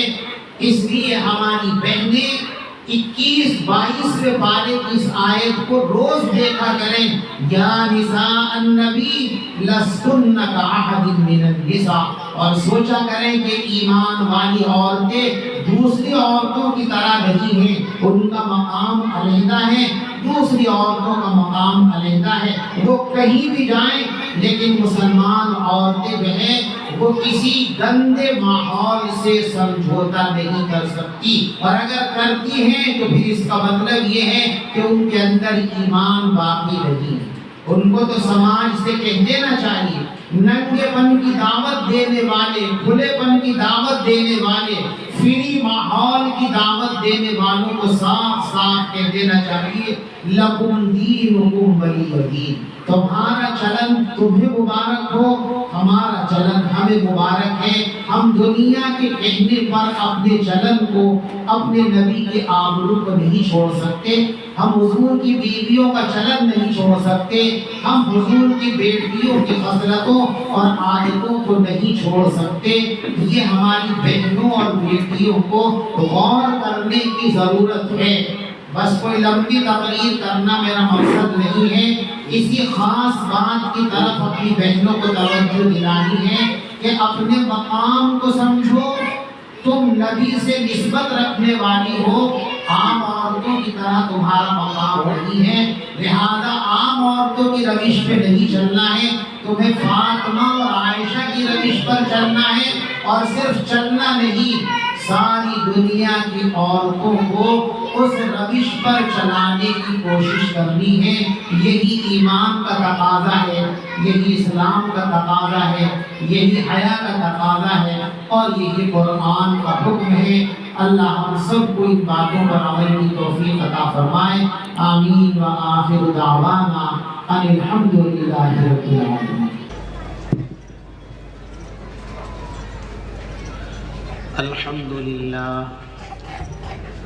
الحمد لله نحمده ونستعينه ونستغفره ونؤمن به ونتوكل عليه ونعوذ بالله من شرور أنفسنا ومن سيئات أعمالنا، من يهده الله فلا مضل له ومن يضلله فلا هادي له، ونشهد أن لا إله إلا الله وحده لا شريك له، ونشهد أن سيدنا ومولانا محمدا عبده ورسوله صلى الله تعالى عليه وعلى آله وأصحابه وبارك وسلم، أما بعد، أعوذ بالله من الشيطان الرجيم، بسم الله الرحمن الرحيم، ألف لام ميم، ذلك الكتاب لا ريب فيه هدى للمتقين، صدق الله العظيم۔ بزرگان محترم، عزیز دوستو، یہ موقع ہم سب کے لیے انتہائی خوشی اور مسرت کا موقع ہے، اس لیے کہ اس موقع پر ہمارے سامنے ان 7 خوش نصیب بچوں کی حوصلہ افزائی اور عزت افزائی کی گئی ہے جو اللہ کی نگاہ میں سب سے زیادہ قابل اکرام، اور یوں کہیے کہ اللہ تبارک و تعالیٰ نے ان کا اپنے لیے انتخاب فرمایا۔ حافظ قرآن جب کوئی بنتا ہے تو عموماً لوگ سمجھتے ہیں کہ جو حافظ بنا ہے اس نے محنت کی، اس کے محنت کے نتیجے میں یہ حافظ بن گیا۔ کچھ لوگوں کا خیال ہوتا ہے کہ اس کے والدین نے بے حد توجہ کی، ان کی توجہات کے ثمرے میں یہ حافظ قرآن بن گیا۔ کچھ لوگ اس طرح سوچتے ہیں کہ اس طالب علم کے استاذ نے زبردست محنت کی ہے، صلاحیت کا مظاہرہ کیا ہے، اس بنیاد پر یہ حافظ قرآن ہو گیا ہے۔ لیکن میرے دوستو، ان سب باتوں کے اندر ایک دوسری حقیقت ہے جس کی طرف ہم لوگوں کا خیال بہت کم جاتا ہے، اور وہ حقیقت یہ ہے کہ حافظ قرآن خالی طالب علم کی محنت سے کوئی نہ بنا، نہ قیامت تک بنے گا۔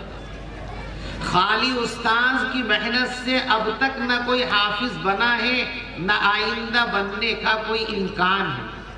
تنہا والدین کی توجہات کسی بچے کو حافظ بنانے کے لیے نہ کل کافی تھی، نہ آج کافی ہے، نہ کل کافی ہو سکتی ہیں، بلکہ حقیقت یہ ہے کہ حافظ وہ بنتا ہے جس کا اللہ تبارک و تعالی انتخاب فرما لیتے ہیں۔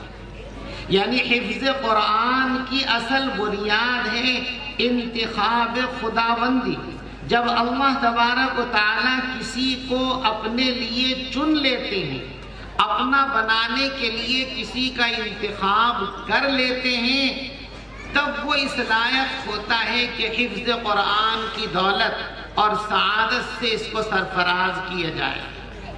اس لیے کہ جس کو بھی قرآن ملتا ہے وہ انتخاب کے بعد ملتا ہے۔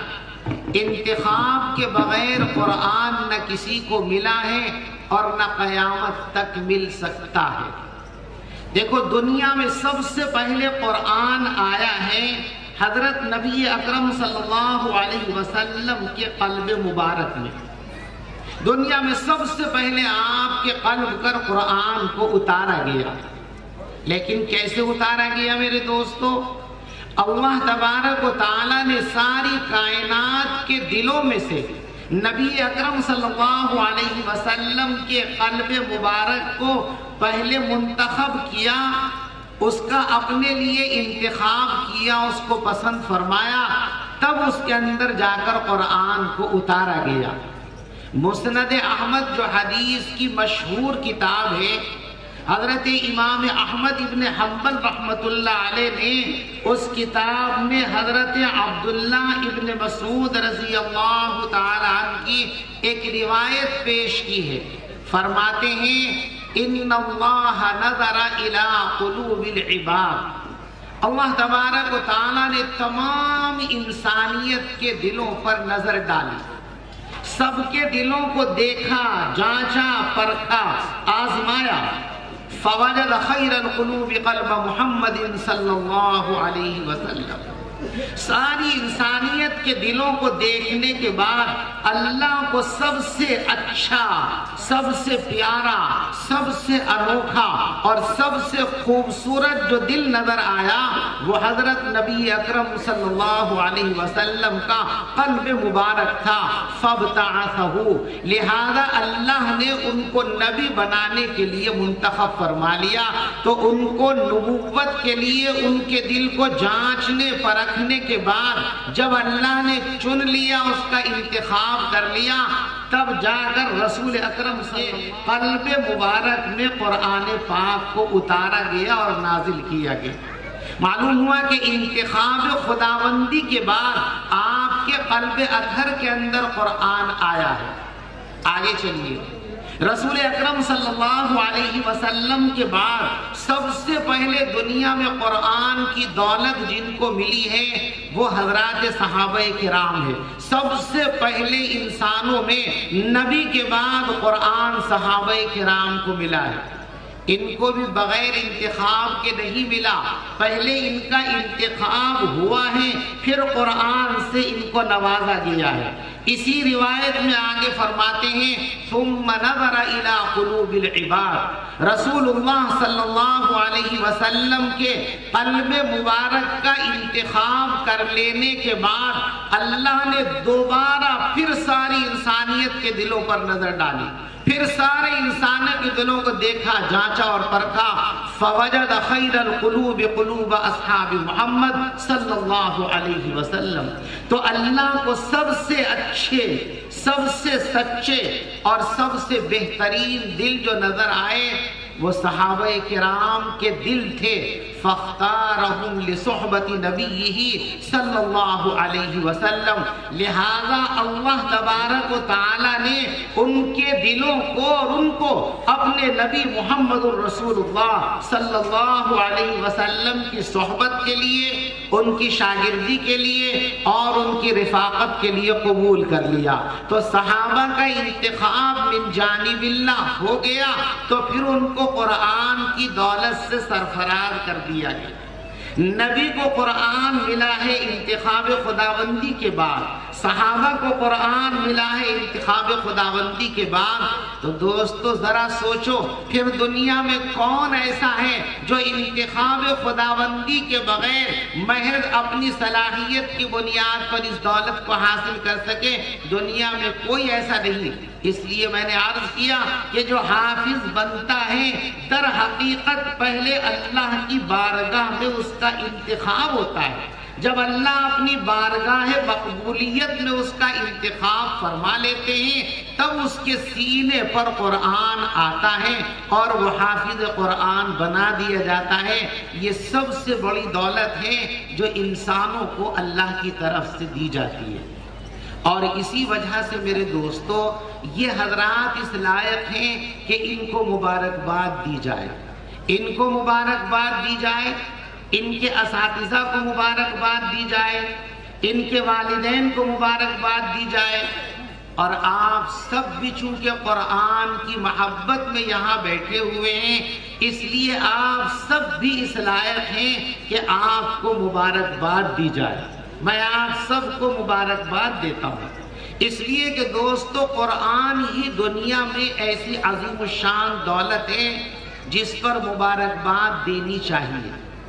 ہم بہت ساری چیزوں پر لوگوں کو مبارکباد دیتے ہیں، بیٹا پیدا ہو گیا مبارکباد دے دی، مکان بن گیا مبارکباد دے دی، الیکشن جیت لیا مبارکباد دے دی، ٹھیک ہے دو، لیکن دنیا میں مبارکباد دینے کے لیے سب سے موزوں ترین چیز اور سب سے زیادہ لائق ترین چیز جو ہے وہ دولت قرآنی ہے۔ یعنی جس کو قرآن کی دولت مل جائے وہ در حقیقت اس لائق ہے کہ اس کو مبارکباد پیش کی جائے۔ یہی وجہ ہے کہ اللہ تبارک و تعالیٰ نے ہم کو بے حساب اور بے گنتی نعمتیں عطا فرمائی ہیں۔ اتنی نعمتیں اللہ نے ہم کو عطا فرمائی ہیں کہ ہم ساری زندگی ان نعمتوں کو اگر گنتے رہیں تو ہم سے وہ نعمتیں گنی نہیں جا سکیں۔ خود اللہ تبارک و تعالیٰ قرآن پاک میں اس حقیقت کو بیان فرماتے ہیں وَإِن تَعُدُّوا نِعْمَةَ اللَّهِ لَا تُحْصُوهَا، اگر تم اللہ کی نعمتوں کو گننے لگو، شمار کرنے لگو تو اللہ کی نعمتوں کو گن نہیں سکو گے، اللہ کی نعمتوں کو شمار نہیں کر سکو گے۔ لیکن اتنی ساری نعمتوں میں کوئی ایک نعمت میرے دوستو ایسی نہیں ہے کہ جس پر فرشتوں نے انسانوں کو مبارکباد دی۔ ہاں، قرآن پاک ایسی عظیم الشان دولت ہے کہ جب فرشتوں کو یہ معلوم ہوا کہ دنیا میں ایک ایسی امت بھی آنے والی ہے، انسانوں کا ایک ایسا گروہ بھی اس دنیا میں آئے گا جس کو اللہ تبارک و تعالیٰ قرآن مرحمت فرمائیں گے، تو فرشتے مبارکباد دینے پر مجبور ہو گئے۔ حدیث کی مشہور کتاب مشکوٰۃ شریف، اس میں حدیث رسول اکرم صلی اللہ علیہ وسلم ارشاد فرماتے ہیں کہ اللہ تبارک و تعالیٰ نے زمین و آسمان کو بنانے سے 1000 سال پہلے ہمارے اور آپ کے بننے کا تو کوئی نمبر دور دور تک ابھی تھا ہی نہیں۔ دین قرآن کا مصداق ہے، اس میں ہو تو وہ یہ تصور قائم کر لے کہ مدارس بیکار ہیں، اور جو رسول اللہ کی بات کو ماننے والا ہے اس کے دل کے کسی گوشے کے اندر بھی یہ خیال کبھی گزرنا بھی نہیں چاہیے کہ مدارس معمولی درجے کی چیزیں ہیں۔ جب رسول اللہ صلی اللہ علیہ وسلم نے یہ بات ارشاد فرما دی، خیرکم من تعلم القرآن وعلمہ او کما قال، تم میں سب سے بہترین انسان وہ ہے جو قرآن کو سیکھے اور قرآن کو سکھائے۔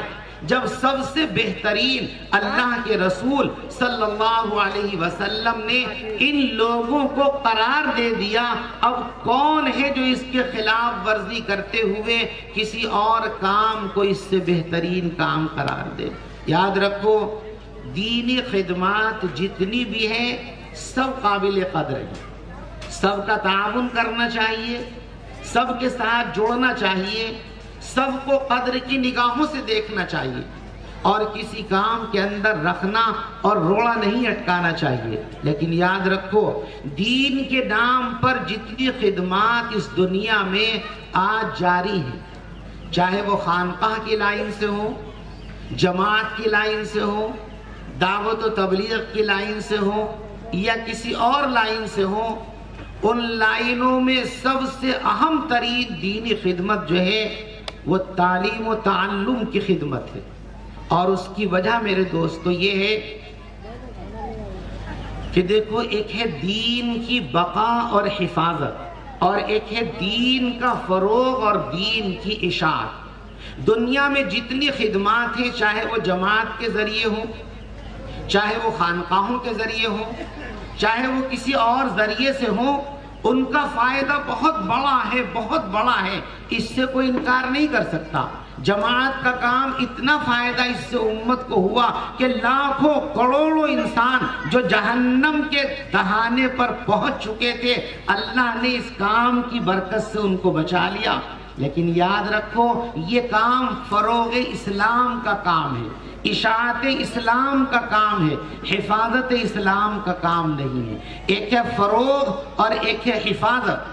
فروغ اسلام کی بہت ساری شکلیں دنیا میں ہیں اور قیامت تک بنتی رہیں گی اور چلتی رہیں گی، لیکن بقائے دین، حفاظت دین اور حفاظت شریعت کا واحد ذریعہ علم کی لائن ہے۔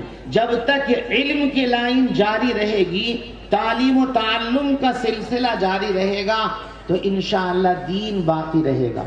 تو تعلیم و تعلم اور مدرسوں کی لائن کی یہ خدمت، جس کو آج بعض لوگ کچھ کم پیمانے پر ناپنے کی غلطی کر رہے ہیں، یاد رکھو، یہی در حقیقت اسلام کی حفاظت کا ایک بنیادی ذریعہ اور بنیادی سبب ہے۔ جس دن یہ ذریعہ دنیا سے مٹ جائے گا، دنیا سے دین رخصت ہو جائے گا، اور دنیا سے دین کے رخصت ہو جانے کا مطلب سمجھو کہ اس دن یہ دنیا کا نظام رخصت ہو جائے گا۔ اللہ تبارک و تعالیٰ نے پورے کائنات کے نظام کو جاری رکھے ہوئے ہیں اس اسلام کی بدولت۔ جب یہ اسلام اور دین دنیا سے چلا جائے گا تو سارا نظام کائنات سمیٹ دیا جائے گا اور لپیٹ دیا جائے گا، جس کو قیامت کے نام سے تعبیر کیا گیا۔ قیامت تک دین باقی رہے گا تو یہ دنیا باقی رہے گی، اور جب اللہ تبارک و تعالیٰ اس دنیا کو مٹانا چاہیں گے، ختم کرنا چاہیں گے، تو سب سے پہلے اللہ تبارک و تعالیٰ دنیا سے علم کو اٹھا لیں گے۔ حدیث پاک میں ہے کہ ایک وقت وہ آئے گا کہ اللہ تبارک و تعالی علم کو اٹھا لے گا، اور پھر فرمایا کہ دیکھو، بھول میں مت رہنا، ایسا نہیں ہوگا کہ کوئی ہوا آئے گی اس کے ساتھ علم القا کے چلا جائے گا، کوئی سیلاب آئے گا اس میں علم بہہ کر کے چلا جائے گا، ایسا بھی نہیں ہوگا کہ سینوں میں ہاتھ ڈال کر علم کو نکال کر کے کہیں سمندر میں پھینک دیا جائے گا، ایسا نہیں ہوگا۔ وَلَٰكِن يُقْبَضُ بِقَبْضِ الْعُلَمَاءِ، بلکہ علم دنیا سے اٹھایا جائے گا علماء کے اٹھائے جانے کی صورت میں۔ علماء اٹھا لیے جائیں گے تو ان کے ساتھ ہی علم دین دنیا سے اٹھا لیا جائے گا، اور جب علم دین دنیا سے اٹھا لیا جائے گا تو آقا مدنی حضرت محمد مصطفیٰ صلی اللہ علیہ وسلم نے ارشاد فرمایا پھر لوگ جاہلوں کو اپنا سربراہ بنا لیں گے، فَسُئِلُوا، اور پھر انہی سے دین کی رہنمائی حاصل کریں گے، فَأَفْتُوا بِغَيْرِ عِلْمٍ فَضَلُّوا وَأَضَلُّوا، پھر وہ بغیر علم کے لوگوں کی رہنمائی اور قیادت کریں گے، ان کو راستہ بتائیں گے، ان کو مسائل بتائیں گے، خود بھی گمراہی کا شکار ہوں گے اور اپنے متعلقین کو بھی گمراہی کے اندر ڈبو دیں گے۔ جب ساری دنیا میں گمراہی پھیل جائے گی تو کوئی اللہ کا صحیح نام لینے والا باقی نہیں رہے گا، اور جب دنیا کے اندر کوئی صحیح طور پر اللہ کا نام لینے والا باقی نہیں رہے گا تو دنیا کے نظام کو لپیٹ دیا جائے گا۔ جب تک اللہ کا نام ہے دنیا کا نظام قائم ہے۔ آقا مدنی حضرت محمد مصطفیٰ صلی اللہ علیہ وسلم نے ارشاد فرمایا لا تقوم الساعة حتى يقال في الارض اللہ اللہ، او کما قال صلی اللہ علیہ وسلم، فرمایا کہ جب تک اللہ کی اس زمین پر اللہ کا نام لیا جاتا رہے گا تب تک اللہ تبارک و تعالی قیامت برپا نہیں فرمائیں گے۔ تو رسول اکرم صلی اللہ علیہ وسلم کے ارشاد گرامی کے مطابق سب سے اعلیٰ ترین اور عزت اور وقار اور محبت کا حقدار جو طبقہ ہے وہ قرآن کی خدمت کرنے والا طبقہ ہے۔ اسی لیے رسول اکرم صلی اللہ علیہ وسلم نے ان کی عزت کو اپنی عزت قرار دیا، ان کی محبت کو اپنی محبت قرار دیا۔ پیغمبر علیہ السلام نے ارشاد فرمایا اکرموا حملۃ القرآن، اے لوگو قرآن کے حاملین، قرآن کو سنبھالنے والے، قرآن کی خدمت کرنے والوں کی عزت کیا کرو، ان کا اکرام کیا کرو، ان کا احترام کیا کرو۔ کیوں؟ فمن اکرمہم فقد اکرمنی، جو ان کا اکرام کرے گا گویا وہ میرا اکرام کرے گا، یعنی ان کی عزت رسول اکرم صلی اللہ علیہ وسلم کی عزت ہے۔ ان سے محبت کرنا رسول اکرم صلی اللہ علیہ وسلم سے محبت کرنا ہے۔ اور آقا نے اس سے آگے بڑھ کر ارشاد فرمایا کہ بتاؤ اللہ کی عزت کرنا چاہتے ہو کہ نہیں؟ کون ہے اس مجمع میں جو یہ کہتا ہو کہ میں اللہ کی عزت نہیں کروں گا؟ کوئی ہے ایسا؟ کوئی بدبخت ایسا مسلمان نہیں ہو سکتا جو یہ سوچ بھی لے کہ وہ اللہ کی عزت نہ کرے۔ ہر مسلمان کا دل اس بات کے لیے ہمیشہ جمع ہوا ہے کہ ہر حال میں اللہ کی عظمت اس کو کرنی ہے۔ اللہ کی عظمت کا حصہ ہے قرآن والوں کی عظمت اور ان کی توقیر کرنا۔ مشکوٰۃ شریف میں حدیث ہے ان من اجلال اللہ اکرام ذی الشیبۃ المسلم، اے لوگو اللہ کی عزت اور اللہ کی تکریم کا حصہ اور تقاضا یہ ہے کہ سفید داڑھی والے بوڑھوں کا اکرام کیا جائے، اور سلطان المسقط اور انصاف کرنے والے بادشاہ کی عزت کی جائے۔ اور فرمایا وحامل القرآن، اور اللہ کی عزت یہ ہے کہ قرآن کی خدمت کرنے والوں کی عزت کی جائے۔ تو اس طبقے سے محبت کرنا، اس طبقے سے عزت کرنا، اس کی توقیر کرنا، اس کی خدمت کرنا، یہ در حقیقت اللہ اور اللہ کے رسول صلی اللہ علیہ وسلم کی توقیر و عظمت اور آپ کی محبت کی چیز ہے۔ اس لیے آپ نے فرمایا اکرموا حملۃ القرآن، اے لوگو قرآن کے حاملین سے محبت کیا کرو، ان کی عظمت کیا کرو، ان کا اکرام کیا کرو، اس لیے کہ ان کا اکرام کرنا یہ میرے اکرام میں شامل ہے۔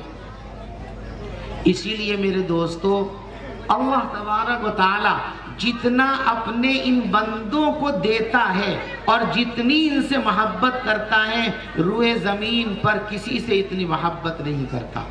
ایک مرتبہ نبی اکرم صلی اللہ علیہ وسلم نے ارشاد فرمایا ان للہ اہلین، اے لوگو اللہ کے بھی کچھ خاص گھر کے لوگ ہیں۔ لوگوں کو تعجب ہوا اللہ کے گھر کے کیسے ہو سکتے ہیں؟ اللہ تو خود قرآن میں فرماتے ہیں مَتَّخَذَ اللَّهُ صَاحِبَةً وَلَا وَلَدًا، اللہ نے کسی کو بیوی بھی نہیں بنایا، اللہ نے کسی کو اولاد بھی نہیں بنایا، لم یلد ولم یولد، نہ اس نے کسی کو جنا نہ اس کو کسی نے جنا، تو پھر اللہ میاں کے گھر والے کہاں سے؟ فرمایا ان للہ اہلین، اللہ کے بھی کچھ گھر کے لوگ ہیں، اللہ کے بھی کچھ اپنے لوگ ہیں۔ اس لیے صحابہ کرام نے پوچھا من ہم یا رسول اللہ، حضور یہ تو بتائیے کون لوگ ہیں وہ جن کو اللہ اپنے گھر کا کہہ رہا ہے، اپنی فیملی کا کہہ رہا ہے، جن کو اللہ اپنا کہہ رہا ہے، وہ کون لوگ ہیں؟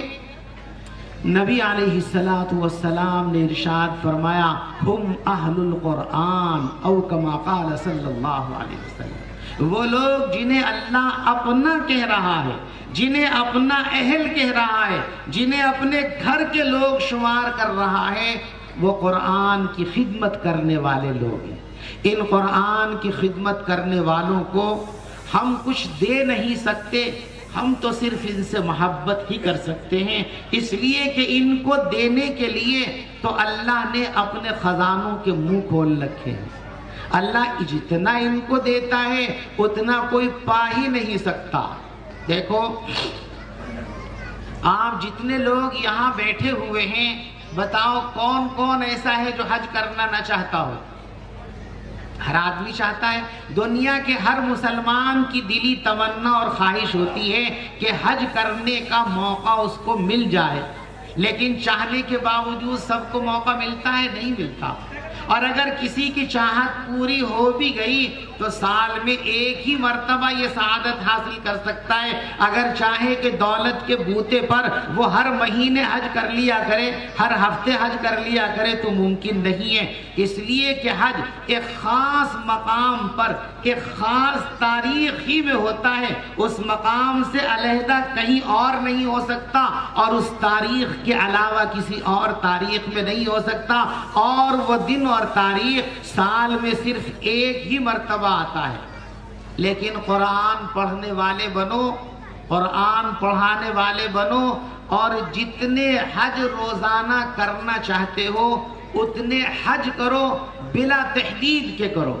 میرے آقا حضرت محمد مصطفیٰ صلی اللہ علیہ وسلم نے ارشاد فرمایا جب کوئی آدمی اپنے گھر سے مسجد کا رخ کر کے نکلے اور یہ نیت کر کے نکلے کہ مسجد میں جا کر قرآن کی ایک آیت سیکھ لوں گا یا ایک آیت کسی کو سکھا دوں گا، آقا فرماتے ہیں ایک آیت کے سیکھنے پر اور ایک آیت کے سکھانے پر اس کے نامہ اعمال کے اندر ایک مقبول حج اور ایک مقبول عمرے کا ثواب لکھ دیا جاتا ہے۔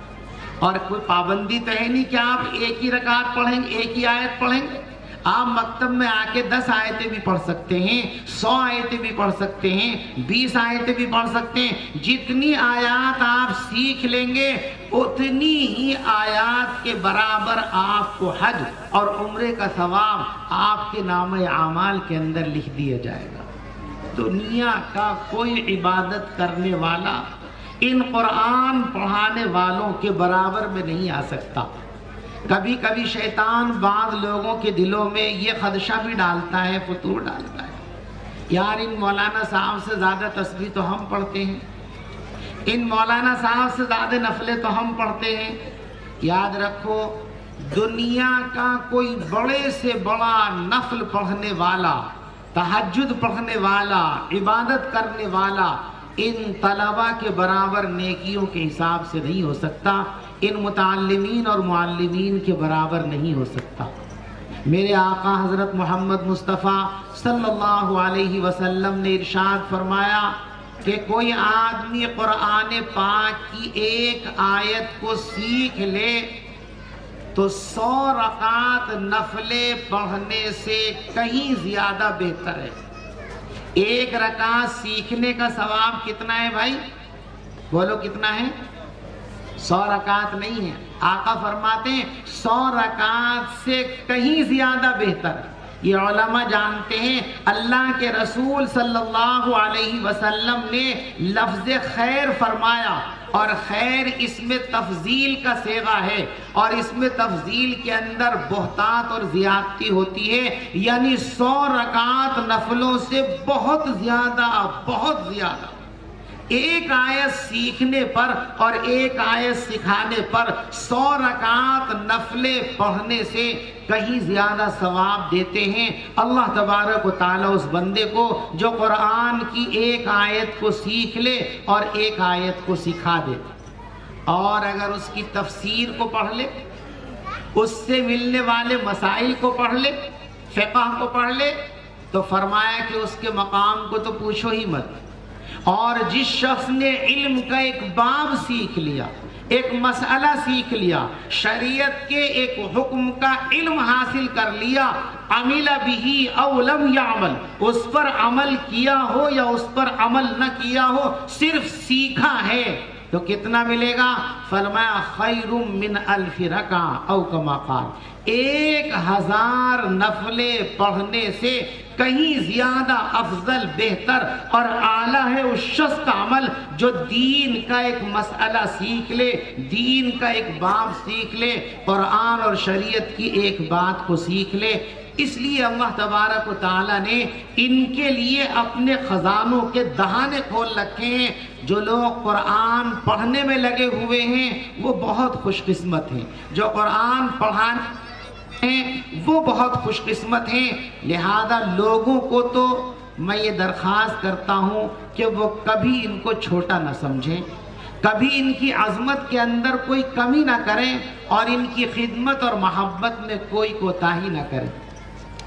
اور یہاں جو ہمارے بھائی بیٹھے ہوئے علماء، حفاظ، مدرسین، قراء، یہ سب میرے بڑے بھائی ہیں، اللہ ان کی عمروں میں برکت پیدا فرمائے۔ ان سے گزارش یہ ہے کہ کبھی اپنے کام کو چھوٹا مت سمجھ لینا۔ اللہ نے دنیا کا سب سے بڑا کام تم کو دیا ہے، سب سے محبوب ترین کام تم کو دیا ہے۔ ذرا سوچو تو صحیح، اللہ نے کسی کو لوہے پر لگا دیا، لوہا اللہ کی ایک مخلوق ہے، کسی کو لکڑی پر لگا دیا، لکڑی اللہ کی ایک مخلوق ہے، کسی کو کپڑے پر لگا دیا، وہ اللہ کی ایک مخلوق ہے، کسی کو بلڈر بنا دیا، گارے مٹی پتھر پر لگا ہوا ہے، اللہ کی ایک مخلوق ہے۔ آپ کو اللہ نے وہ چیز عطا فرمائی ہے جو اللہ کی مخلوق نہیں بلکہ اللہ کی صفت اور اللہ کی ذات مقدسہ کے اندر سے نکلا ہوا نور۔ اللہ کے رسول نے فرمایا تبرک بالقرآن، قرآن سے برکت حاصل کیا کرو، فإنہ کلام اللہ وخرج منہ او کما قال، قرآن اللہ کا کلام ہے اور اللہ کی ذات کے اندر سے نکل کر آیا ہے۔ تو اس سے بڑی دولت اے علماء اور حفاظ، اے میرے بھائیوں، اس سے بڑی دولت اور کیا ہو سکتی ہے کہ اللہ نے ساری دنیا کو لگا دیا مخلوق میں اور آپ کو لگا دیا اپنے نور، اپنی صفت اور اپنے کلام میں۔ تو اس سے بڑی دولت اور کیا ہو سکتی ہے، اس سے بڑی نعمت اور کیا ہو سکتی ہے۔ اس لیے مکتب میں پڑھانے والے، چھوٹے چھوٹے مدرسوں میں پڑھانے والے ہمارے بھائیوں کو کبھی دل چھوٹا نہیں کرنا چاہیے، کبھی یہ نہ سمجھنا چاہیے کہ ہم تو معمولی درجے کے ملا جی ہیں، کیا ہماری حیثیت ہے؟ نہیں، تمہاری حیثیت ہی دنیا میں سب سے بڑی حیثیت ہے۔ اللہ نے اپنی کائنات میں سے سب چیزوں کو اس لائق ہی نہیں سمجھا کہ وہ تمہارے ہاتھ میں دی جائے، بلکہ اللہ نے اپنی ذات کے اندر سے نکلنے والا نور آپ کے حوالے کیا کہ ساری دنیا مخلوق پر محنت کرے گی اور تم اپنا سارا وقت، ساری طاقت، اپنے سارے وسائل میری ذات کے اندر سے نکلے ہوئے نور پر صرف کرنا۔ اس سے بڑا اعزاز میرے دوستو نہ اس دنیا میں کوئی ہو سکتا ہے، نہ آخرت کے اندر کوئی اعزاز ہو سکتا ہے۔ تو کبھی کمتر نہ سمجھو، نہ یہ سمجھیں اپنے آپ کو، اور نہ عوام الناس ایسا سمجھیں۔ اگر پڑھنے اور پڑھانے والوں نے لوگوں کے تانوں کی وجہ سے، ان کی نگاہوں کے بے التفاتی کی وجہ سے کمتر سمجھ لیا تو اللہ ناراض ہو جائیں گے، اور آپ نے اور ہم نے اگر ان کو چھوٹا مان لیا تو اللہ تبارک و تعالی ہم سے ناراض ہو جائیں گے۔ اس لیے عوام کو بھی اس کام کو بڑا سمجھنا چاہیے، اور علماء کو، حفاظ اور قراء کو بھی اس کام کو بہت اہم اور بڑا سمجھنا چاہیے، اس لیے کہ قرآن کی خدمت کرنے والوں کو فرشتوں نے مبارکباد دی تھی۔ فرمایا تھا طوبیٰ لأجواف تحملہ، ان سینوں کے لیے مبارکبادی اور خوشخبری ہے جو قرآن کو سنبھالنے والے۔ تو دو خوشخبریاں ہوئی نا، طوبیٰ لأمۃ ینزل ھذا علیہا، اس امت کے لیے خوشخبری ہے جس پر یہ قرآن اترے گا۔ طوبیٰ للذین اس قرآن کو سنبھال لیں گے، ان کے لیے خوشخبری ہے۔ اور ایک طبقہ اور ہے جس کے لیے فرشتوں نے خوشخبری اور مبارکباد کا پیغام دیا تھا، وہ بہت عام ہے۔ فرمایا طوبیٰ لألسنۃ تتکلم بها، او کما قال صلی اللہ علیہ وسلم، وہ زبانیں بڑی مبارکباد کے لائق ہیں، بڑی قیمتی ہیں اور بہت ہی اعلیٰ درجے کی ہیں، جو قرآن پاک کا تکلم کریں گی، جو قرآن پاک کی تلاوت کریں گی، جو قرآن پاک کو پڑھیں گی۔ اس لیے کہ میرے دوستو، قرآن کا پڑھنا بہت بڑی دولت ہے، بہت بڑی دولت ہے۔ کتنی بڑی یہ نعمت ہے اور کتنا عظیم الشان یہ کام ہے، آپ اس کا اندازہ اس سے لگا سکتے ہیں کہ یہ کام اللہ خود بھی کرتا ہے۔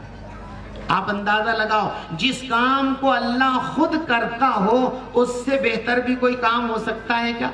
قرآن پڑھنا، قرآن کی تلاوت کرنا، جس کا حکم اللہ نے آپ کو اور ہمیں دیا ہے، یہ وہ عظیم الشان کام ہے جس کو اللہ تبارک و تعالی خود بھی کرتا ہے۔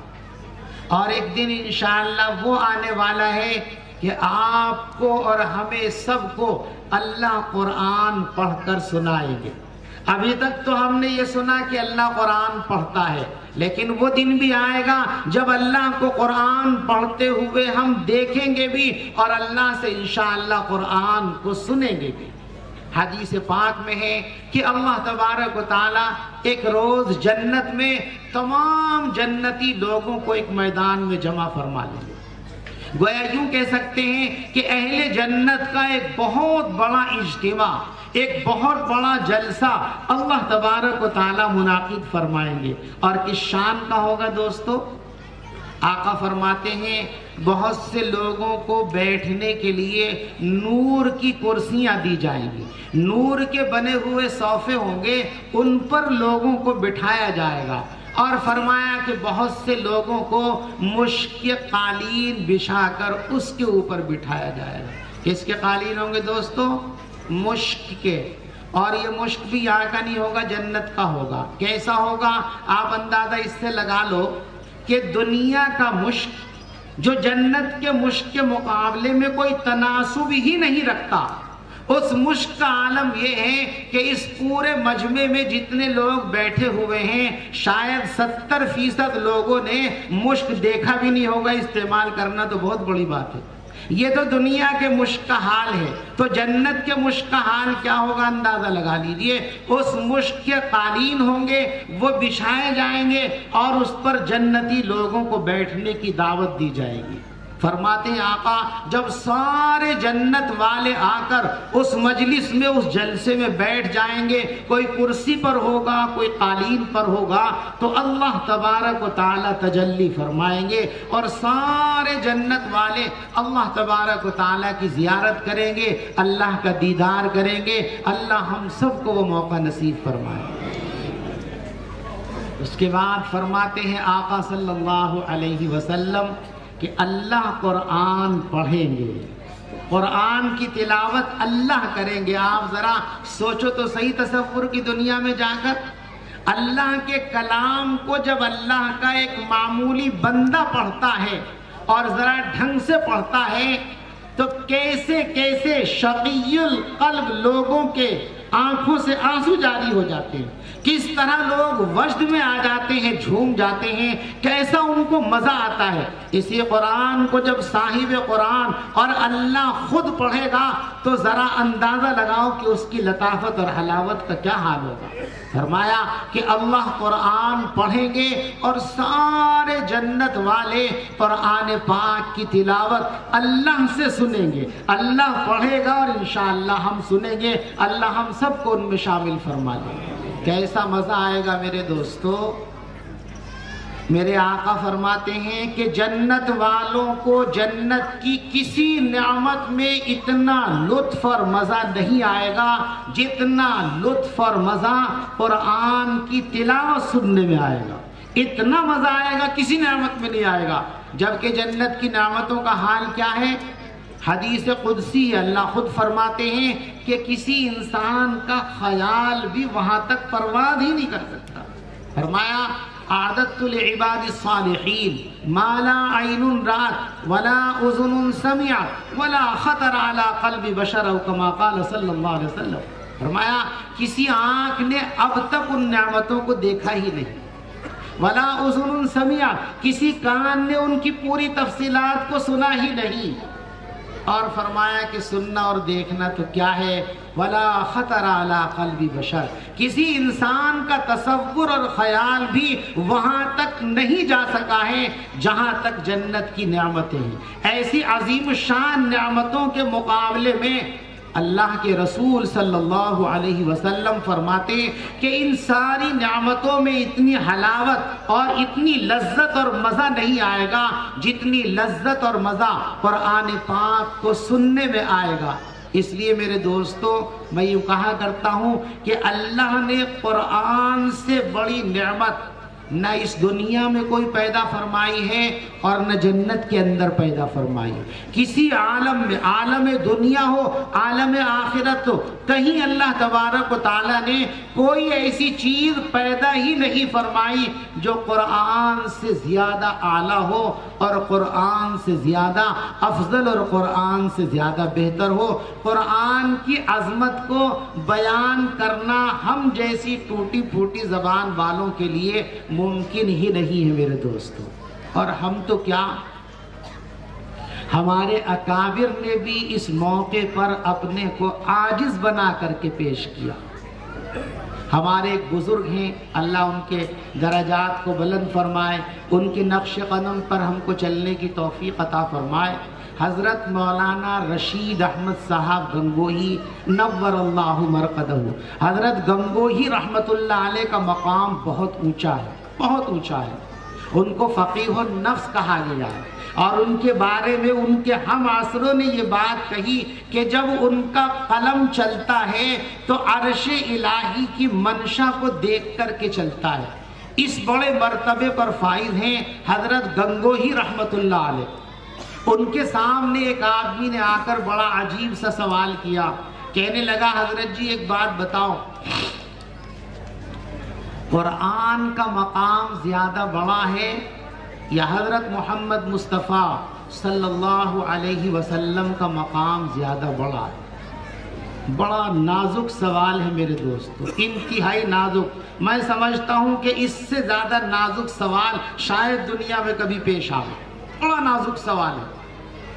اور یہ حضرت گنگوہی رحمت اللہ علیہ کا ملکہ تھا کہ اس نازک سوال میں انہوں نے اپنا ایمان بھی بچا لیا اور ہم جیسے لوگوں کا ایمان بھی بچانے کی تدبیر کر کے چلے گئے۔ بڑا نازک سوال پوچھا کہ حضرت جی ایک بات یہ بتاؤ کہ قرآن کا مقام زیادہ بلند ہے یا حضرت محمد مصطفیٰ صلی اللہ علیہ وسلم کا مقام زیادہ بڑا ہے؟ اب ظاہر بات ہے کہ رسول اللہ صلی اللہ علیہ وسلم کا مقام اتنا بلند ہے کہ تمام عظمتیں آپ کے قدموں میں سرنگوں، اور قرآن اللہ کی ذات کے اندر سے نکلا ہوا نور ہے، تو کس کو اعلیٰ کہیں، کس کو غیر اعلیٰ کہیں، کس کو کم کہیں، کس کو افضل، کس کو مفضول کہیں؟ دو دھاری تلوار ہے، ادھر کو جھک گئے تو بھی مر جائیں گے، ادھر کو جھک گئے تو بھی مر جائیں گے۔ اللہ اکبر، کیا علم اللہ نے دیا تھا ہمارے اکابر کو، اللہ ان کی قبروں کو نور سے منور فرمائے۔ ایسا بہترین جواب مرحمت فرمایا کہا بھائی میرا یہ مقام اور حیثیت نہیں ہے کہ میں قرآن جیسی چیز اور نبی جیسی ذات کے بارے میں محاکمہ اور فیصلہ کروں. محاکمہ اور فیصلہ کرنے والا تو بڑا ہوتا ہے، میں تو ناچیز ہوں. اتنی عظیم چیزوں کے بارے میں محاکمہ کرنے کی صلاحیت تو میرے اندر نہیں ہے. البتہ ایک بات کہہ سکتا ہوں کہ حضرت محمد مصطفیٰ صلی اللہ علیہ وسلم سے زیادہ عظمت اور بزرگی والی کوئی ذات نہیں ہے، لیکن وہ ذات بھی قرآن کی عظمت اور قرآن کی توقیر کیا کرتے تھے. اس سے آپ اندازہ لگاؤ قرآن کتنی بڑی چیز ہے، کتنی عظمت کی چیز ہے. اس سے زیادہ عظمت والی کوئی چیز اللہ نے نہ دنیا میں پیدا فرمائی ہے اور نہ جنت کے اندر پیدا فرمائی ہے. اس لیے قرآن کا پڑھنا یہ بھی اعلیٰ درجے کی سعادت ہے، اور قرآن کا سننا یہ بھی اعلیٰ درجے کی سعادت ہے. قرآن کا پڑھنا بھی، قرآن کا پڑھانا یہ بھی اعلیٰ درجے کی نیکی ہے. اس لیے میرے دوستو قرآن سے اپنے رشتے کو مضبوط کرو، قرآن سے اپنے تعلق کو مضبوط کرو. یہ امت قرآن سے جتنا اپنا رشتہ جوڑ لے گی اتنی ہی اس امت کو عظمتیں اور رفعتیں مل جائیں گی. اس لیے کہ قرآن سے بڑی کوئی نعمت اللہ نے پیدا ہی نہیں فرمائی. امام راضی رحمت اللہ علیہ مشہور مفسر ہیں. 31 جلدوں میں قرآن پاک کی انہوں نے تفسیر لکھی جس کا نام ہی تفسیر کبیر ہے، جو تفسیر رازی کے نام سے جانی جاتی ہے. اس میں امام راضی رحمت اللہ علیہ ارشاد فرماتے ہیں کہ دنیا کی سب سے بڑی نعمت اور آخرت کی سب سے بڑی نعمت قرآن ہے، اور اس کی دلیل قرآن میں موجود ہے. فرمایا کہ دیکھو سورہ رحمان میں اللہ تبارک و تعالیٰ نے بہت ساری نعمتوں کا ذکر فرمایا، اور ہر نعمت کو ذکر کرنے کے بعد ہمارے ضمیر پر چوٹ بھی ماری. کیا کچھ ضمیر جاگا؟ فَبِأَيِّ آلَاءِ رَبِّكُمَا تُكَذِّبَانِ، یہ ہماری نعمت ہے، اب بتاؤ اور جھٹلاؤ گے؟ یہ ہماری نعمت ہے اور جھٹلاؤ گے؟ کتنا جھٹلاؤ گے؟ تم جھٹلاتے جھٹلاتے مٹ جاؤ گے، ہماری نعمتیں ختم نہیں ہوئی. کتنا جھٹلاؤ گے؟ تو ہمارے ضمیر پہ چوٹ بھی ماری، نعمتوں کو گنوایا، ہر نعمت کو بیان کیا. فَبِأَيِّ آلَاءِ رَبِّكُمَا تُكَذِّبَانِ، بتاؤ اپنے پروردگار کی کون کون سی نعمتوں کو جھٹلاؤ گے؟ امام راضی رحمت اللہ علیہ فرماتے ہیں کہ اس صورت میں اللہ تبارک و تعالی نے اپنی نعمتوں میں سب سے پہلے جس نعمت کا ذکر فرمایا وہ قرآن ہے. فرمایا الرحمن علم القرآن، رحمان کی سب سے بڑی رحمت اور رحمان کی سب سے بڑی عنایت یہ ہے کہ اس نے انسان کو قرآن کی دولت اور قرآن کا علم دے دیا. امام راضی رحمت اللہ علیہ فرماتے ہیں کہ اگر اللہ کی نگاہ میں قرآن سے بڑی کوئی دولت ہوتی تو اللہ تبارک و تعالی سورہ رحمان میں اس کو سب سے پہلے ذکر فرماتے، لیکن سب کو چھوڑ کر قرآن کا ذکر کیا گیا. معلوم ہوا کہ اللہ کی نگاہ میں سب سے اعلیٰ درجے کی چیز کیا ہے؟ قرآن پاک ہے. اس لیے میرے دوستو یہ قرآن کی عظمت اور قرآن کی خوبیوں کا ہلکا سا ایک ذرا سا اجمالی تصور ہے جو فرشتوں کی مبارکباد کی ضمن میں اور ذیل میں میں نے آپ حضرات کے سامنے ذکر کر دیا ہے. ورنہ قرآن کے فضائل تو بہت بڑے ہیں، اتنے بڑے ہیں کہ یہ نشست نہیں، یہ رات نہیں، ہماری زندگیاں اپنی آخری حدوں کو چھو لیں گی تب بھی قرآن پاک کی فضیلتوں اور اس کے نکات کو بیان کرنے کا حق ہم سے ادا نہیں ہو سکتا، اس لیے کہ وہ اللہ کی ذات کے اندر سے نکلا ہوا نور ہے. اور جیسے اللہ کی ذات لامحدود ہے، اللہ کی ذات کے اندر سے نکلے ہوئے نور کی تجلیات بھی لامحدود ہیں. دنیا کا کوئی انسان ان کو کسی حد اور احاطے اور احصاء کے اندر نہیں لا سکتا. اس لیے میرے دوستو ضرورت یہ ہے کہ قرآن سے اپنے رشتے کو مضبوط کرو، اور اس کا سب سے پہلا قدم یہ ہے کہ قرآن سیکھنے کے لیے خود کو آمادہ کرو. طے کرو میرے دوستو کہ ہماری قوم کا ایک بچہ بھی ایسا نہیں ہوگا جس کو ہم قرآن کی تعلیم میں نہ لگا دیں۔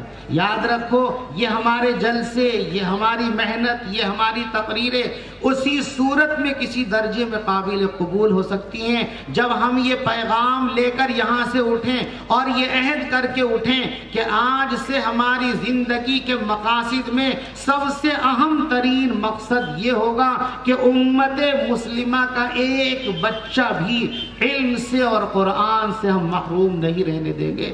انشاءاللہ کریں گے بھئی ایسا؟ تو سب سے پہلا کام ہے بچوں کو تعلیم کے اندر لگا دینا، علم کی دولت سے اپنے بچوں کو مالا مال کر دینا۔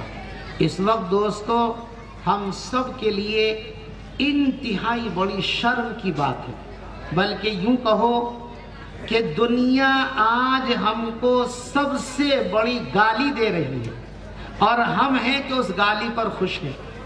بتاؤں آپ کو ایک سیاسی بات ہے، لیکن اس سیاست سے ہٹ کر کے آپ تو اپنی جو ہے مصیبت کو دیکھو۔ حکومت نے ہماری حالت کو ناپنے کے لیے ایک کمیٹی بنائی تھی، سچر کمیٹی۔ جس نیتا کو دیکھو، جس قائد کو دیکھو، چیخے چلاوے Sachar committee, Sachar committee. Sachar committee میں کیا کہا گیا ہے وہ سب چھوڑ دیجئے، میں کہتا ہوں کہ دنیا کی سب سے بڑی گالی اس کمیٹی کی سفارشات میں مسلمانوں کو دی گئی ہے، اس لیے کہ مسلمان، اور حقیقت ہے وہ گالی، جھوٹ نہیں دی ہے، حقیقت میں وہ گالی۔ کہا گیا کہ مسلمان اس وقت ہندوستان کی سب سے بڑی جاہل قوم ہے، اور یاد رکھو مسلمانوں کے لیے جہالت سے بڑی کوئی گالی نہ اب ہے، نہ کل تھی، اور نہ قیامت تک ہو سکتی ہے۔ کسی انسان کو اگر سب سے بڑی گالی آپ دینا چاہیں، سب سے بڑا الزام اس پر لگانا چاہیں، سب سے زیادہ ذلیل و خوار اس کو کرنا چاہیں تو اس کو جاہل کہہ دیں۔ اور اس کی دلیل میرے دوستو یہ ہے، آپ دیکھیے، آپ نے بارہا تقریروں میں یہ بات سنی ہے، سیرت کے جلسوں میں اور سیرت کی کتابوں میں پڑھی ہے کہ رسول اللہ صلی اللہ علیہ وسلم کے زمانے میں جب آپ کو نبی بنا کر کے بھیجا گیا، آپ کی نبوت سے قبل دنیا میں ہر برائی موجود تھی، ہر برائی موجود تھی، زنا موجود تھی، قتل موجود تھا، شراب خوری، جوا، سٹا، فلاں فلاں، دنیا کا ہر برا کام اس زمانے میں ہوتا تھا یا نہیں ہوتا تھا؟ بولو، ہوتا تھا نا؟ لیکن اللہ کے رسول صلی اللہ علیہ وسلم نے یا قرآن نے اس کو شراب کا زمانہ نہیں کہا، اس کو زنا کا زمانہ نہیں کہا، اس کو قتل و غارت گری کا زمانہ نہیں کہا۔ کیا فرمایا؟ زمانہ جاہلیت۔ معلوم ہوا کہ تمام برائیوں میں سب سے بڑی برائی اگر کوئی ہو سکتی ہے تو وہ جہالت کی برائی ہے۔ اس لیے میرے دوستو سب سے پہلا کام ہمارا یہ ہے کہ اپنی نسلوں سے جہالت کے داغ کو مٹا دو۔ اس سے بڑا داغ کوئی دوسرا نہیں ہو سکتا جو ہم نے اپنی پیشانی کے اوپر لگایا ہوا ہے۔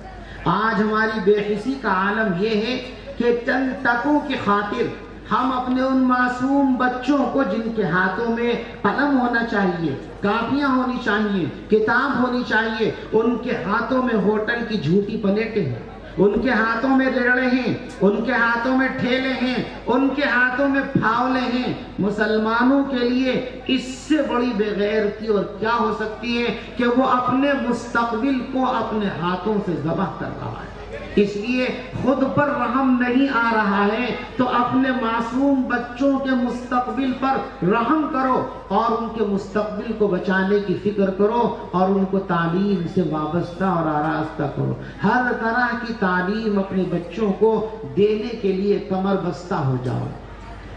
سب سے پہلا ہمارا کام یہ، اور قرآن کے تعلق سے دوسری ذمہ داری دوستو یہ ہے کہ بوڑھے اور جوان جو اب تک قرآن نہیں پڑھ سکے، اب انہوں نے ایک عذر تلاشا ہوا ہے۔ کیا کہتے ہیں؟ صاحب اب بوڑھے ہو گئے تو اب تو ہماری زبان بھی موٹی ہو گئی، پلٹتی نہیں زبان، بھلا کیسے پڑھ لیں گے وہ پتہ۔ یہ شیطان کا انتہائی خطرناک قسم کا وسوسہ ہے۔ یاد رکھو قرآن جتنا بچوں کے لیے پڑھنا آسان ہے اتنا ہی جوانوں کے لیے ہے اور اتنا ہی بوڑھوں کے لیے ہے۔ اور دلیل اس کی یہ ہے کہ اللہ نے بغیر کسی قید کے مطلق فرمایا وَلَقَدْ يَسَّرْنَا الْقُرْآنَ لِلذِّكْرِ فَهَلْ مِن مُدَّكِرٍ، ہم نے تو قرآن کو یاد کرنے کے لیے آسان کر دیا۔ بچوں کے لیے آسان فرمایا، یہ نہیں فرمایا، بوڑھوں کے لیے مطلق فرمایا وَلَقَدْ يَسَّرْنَا الْقُرْآنَ، ہم نے قرآن کو آسان کر دیا۔ جب اللہ مطلق فرماتا ہم نے آسان کیا تو بچوں کے لیے بھی آسان ہے، جوانوں کے لیے بھی آسان ہے، بوڑھوں کے لیے بھی آسان ہے۔ اور اس کا عملی نمونہ آپ دیکھیے، آپ کہتے ہیں بڑھاپے میں ہم قرآن کیسے پڑھیں گے؟ سب سے پہلے قرآن دنیا میں کس نے پڑھا؟ صحابہ کرام نے پڑھا نا، بچپن میں پڑھا تھا۔ بچپن میں ایمان قبول کرنے والے صحابہ کرام کتنے انگلیوں پہ گن لیے جائیں گے؟ غالب 90%، 95% صحابہ کرام وہ ہیں جو جوانی اور بڑھاپے میں اسلام کی آغوش میں آئے ہیں، اور ظاہر بات ہے بڑھاپے ہی میں انہوں نے قرآن پڑھا ہے۔ تو جب وہ بڑھاپے کے اندر پڑھ سکتے ہیں تو آج کے بوڑھے کیوں نہیں پڑھ سکتے؟ آج کے جوان کیوں نہیں پڑھ سکتے؟ آج بھی پڑھ سکتے ہیں۔ ضرورت ہے ذہن بنانے کی اور کوشش کرنے کی۔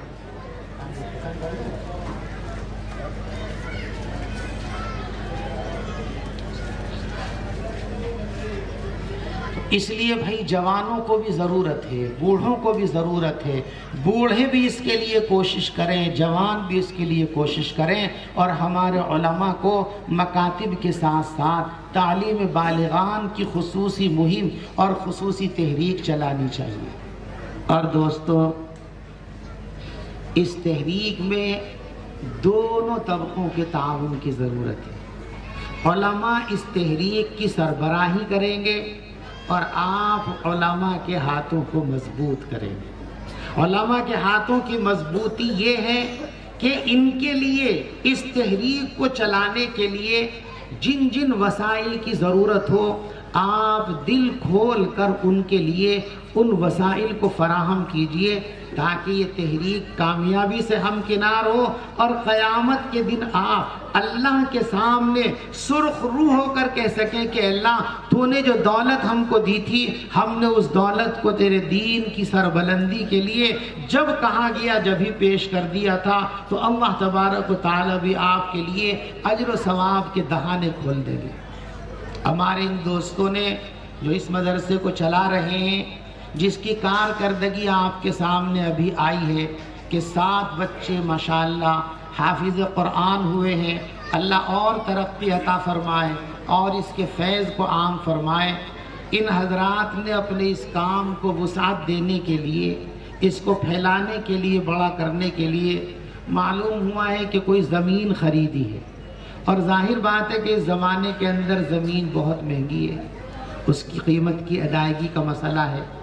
اگرچہ تقریر میں آج تک میں نے کبھی چندے کی اپیل نہیں کی ہے، کبھی بھی، نہ اپنے لیے نہ کسی اور مدرسے کے لیے، لیکن ان کی ضرورت کو دیکھتے ہوئے اپنی طبیعت اور اپنے مزاج کے خلاف میں آپ حضرات سے اپیل کرتا ہوں کہ ان کے اس کار خیر کی مضبوطی کے لیے، ان کے مقاصد کی تکمیل کے لیے آپ دل کھول کر ان کے ساتھ جو ہے کھڑے ہو جائیے، ان کی مدد کیجئے۔ دعا سے پہلے ہی حضرات آپ کے سامنے آ رہے ہیں، پوری محبت اور فراخ دلی کے ساتھ جو کچھ بھی ان کا تعاون آپ کر سکتے ہو وہ تعاون کرو، پھر انشاءاللہ دعا ہوگی۔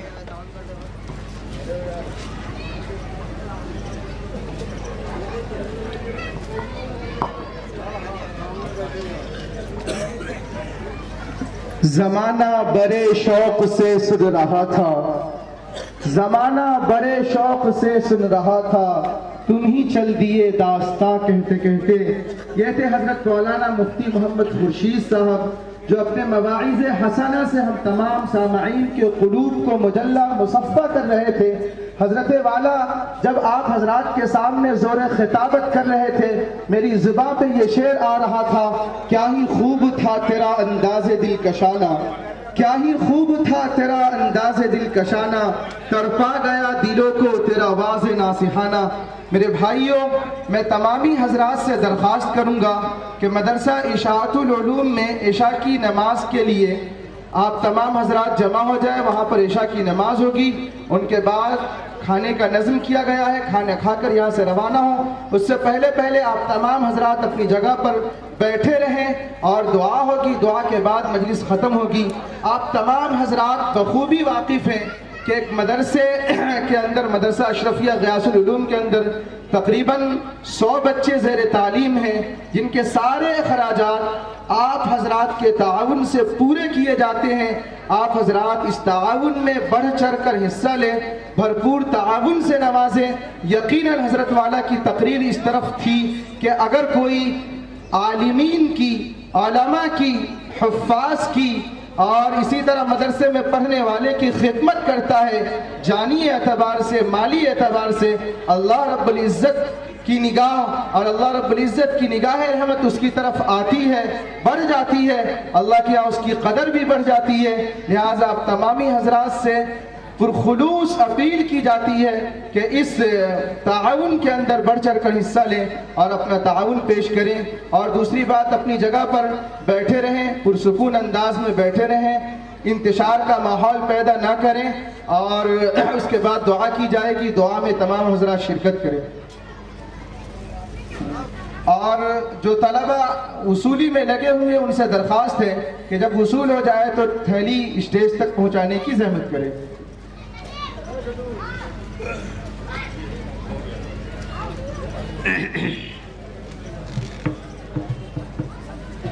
دعا کرنے بھی اللہم صلی علی سیدنا مولانا محمد وعلى آل سيدنا مولانا محمد وبارك وسلم۔ ربنا ظلمنا أنفسنا وإن لم تغفر لنا وترحمنا لنكونن من الخاسرين۔ ربنا آتنا في الدنيا حسنة وفي الآخرة حسنة وقنا عذاب النار۔ ربنا لا تزغ قلوبنا بعد إذ هديتنا وهب لنا من لدنك رحمة إنك أنت الوهاب۔ ربنا اغفر لنا ذنوبنا وإسرافنا في أمرنا وثبت أقدامنا وانصرنا على القوم الكافرين۔ ربنا اغفر لنا ولإخواننا الذين سبقونا بالإيمان ولا تجعل في قلوبنا غلا للذين آمنوا ربنا إنك رؤوف رحيم۔ ربنا إنك رؤوف رحيم۔ ربنا إنك رؤوف رحيم۔ ربنا لا تؤاخذنا إن نسينا أو أخطأنا۔ ربنا ولا تحمل علينا إصرا كما حملته على الذين من قبلنا۔ ربنا ولا تحملنا ما لا طاقة لنا به واعف عنا واغفر لنا وارحمنا أنت مولانا فانصرنا على القوم الكافرين۔ اے اللہ ہمارے گناہوں کو معاف فرما، اے اللہ ہماری غلطیوں کو معاف فرما، اے اللہ ہمارے قصوروں کو معاف فرما۔ اے رب ذوالجلال، ہم نہایت خطا کار ہیں، سیاہ کار ہیں۔ اے اللہ، ہم نے بڑے بڑے گناہ کیے ہیں، بڑی بڑی لغزشیں اور خطائیں ہم سے سرزد ہوئی ہیں۔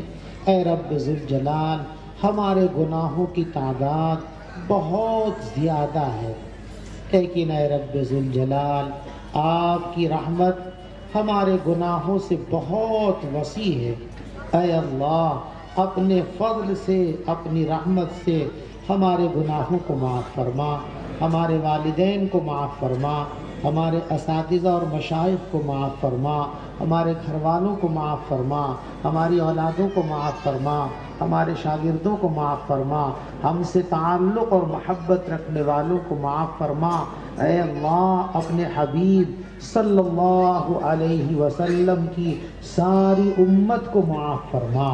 اے اللہ، ہم سے راضی اور خوش ہو جا۔ اے اللہ، جو کام آپ کو پسند ہیں ان کو کرنے کی توفیق عطا فرما، جن کاموں کو آپ پسند نہیں فرماتے ان سے ہماری حفاظت فرما، ہمارے متعلقین کی حفاظت فرما، پوری امت مسلمہ کی حفاظت فرما۔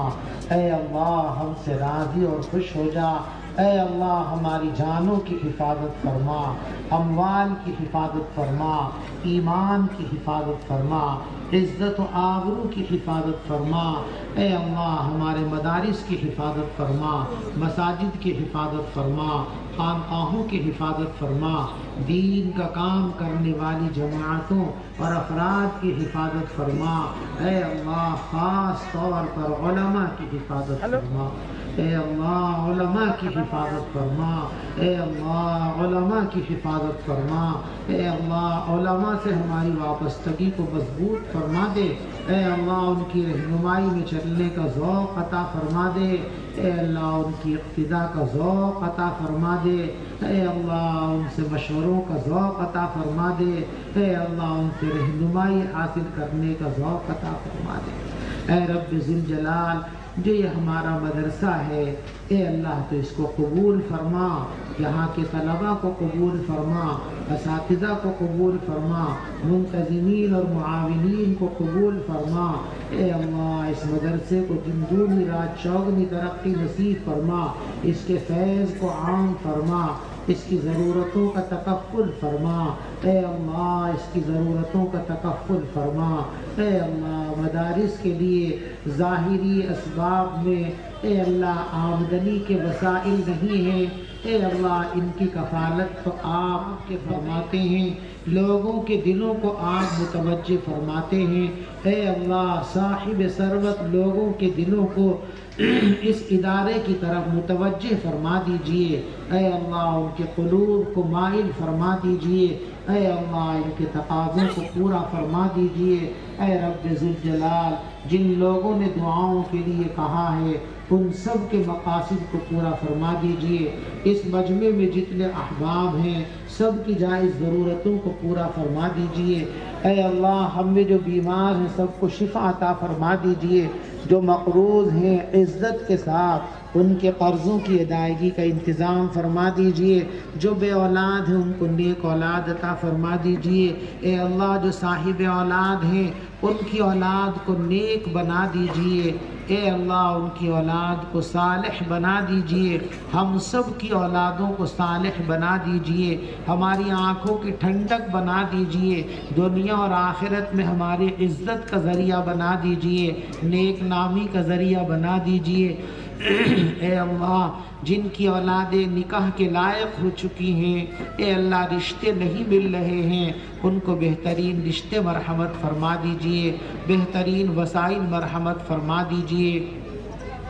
اے رب ذوالجلال ہم کو دعا مانگنے کا سلیقہ بھی نہیں آتا، ہم کو دعا مانگنے کا قرینہ بھی نہیں آتا، لیکن آپ کی رحمت نہ سلیقوں کو دیکھتی ہے نہ قرینوں کو دیکھتی ہے، آپ کی رحمت تو اے اللہ تمام بندوں پر اس طرح برستی ہے کہ کوئی محروم ہی نہیں رہتا۔ اے اللہ ہم نے جیسے بھی ٹوٹے پھوٹے انداز میں چند جملے آپ کے سامنے دعا کی شکل میں کہے ہیں، ان سب کو قبول فرما لیجئے اور دنیا اور آخرت کی تمام ضرورتیں ہماری پوری فرما دیجئے۔ اے اللہ ہماری دنیا کو بہتر بنا دیجئے اور آخرت کو دنیا سے زیادہ بہتر بنا دیجئے۔ اے اللہ ہماری دنیا کو بہتر بنا دیجئے اور آخرت کو دنیا سے زیادہ بہتر بنا دیجئے۔ اے رب ذوالجلال ہمارے آقا حضرت محمد مصطفیٰ صلی اللہ علیہ وسلم نے جو دعائیں آپ سے کی ہیں ان سب میں ہمارا حصہ مقدر فرما دیجئے، جن شرور و فتن سے، بلیات سے، عذاب سے، بیماریوں سے آقا صلی اللہ علیہ وسلم نے پناہ چاہی ہے، اے اللہ ہم بھی ان ساری چیزوں سے پناہ چاہتے ہیں۔ اے اللہ اپنے حبیب کے صدقے ان ساری چیزوں سے ہماری حفاظت فرما لیجئے۔ اے رب ذوالجلال ہماری دعاؤں کو اپنے فضل و کرم سے قبول فرما لیجئے۔ ربنا تقبل منا انک انت السمیع العلیم وتب علینا انک انت التواب الرحیم، وصلی اللہ تعالی علی خیر خلقہ محمد وعلی آلہ وصحبہ اجمعین برحمتک یا ارحم الراحمین۔ وہ تمام احباب جو اس جلسے میں شرکت کیے، علماء کرام ہو یا عوام، مدر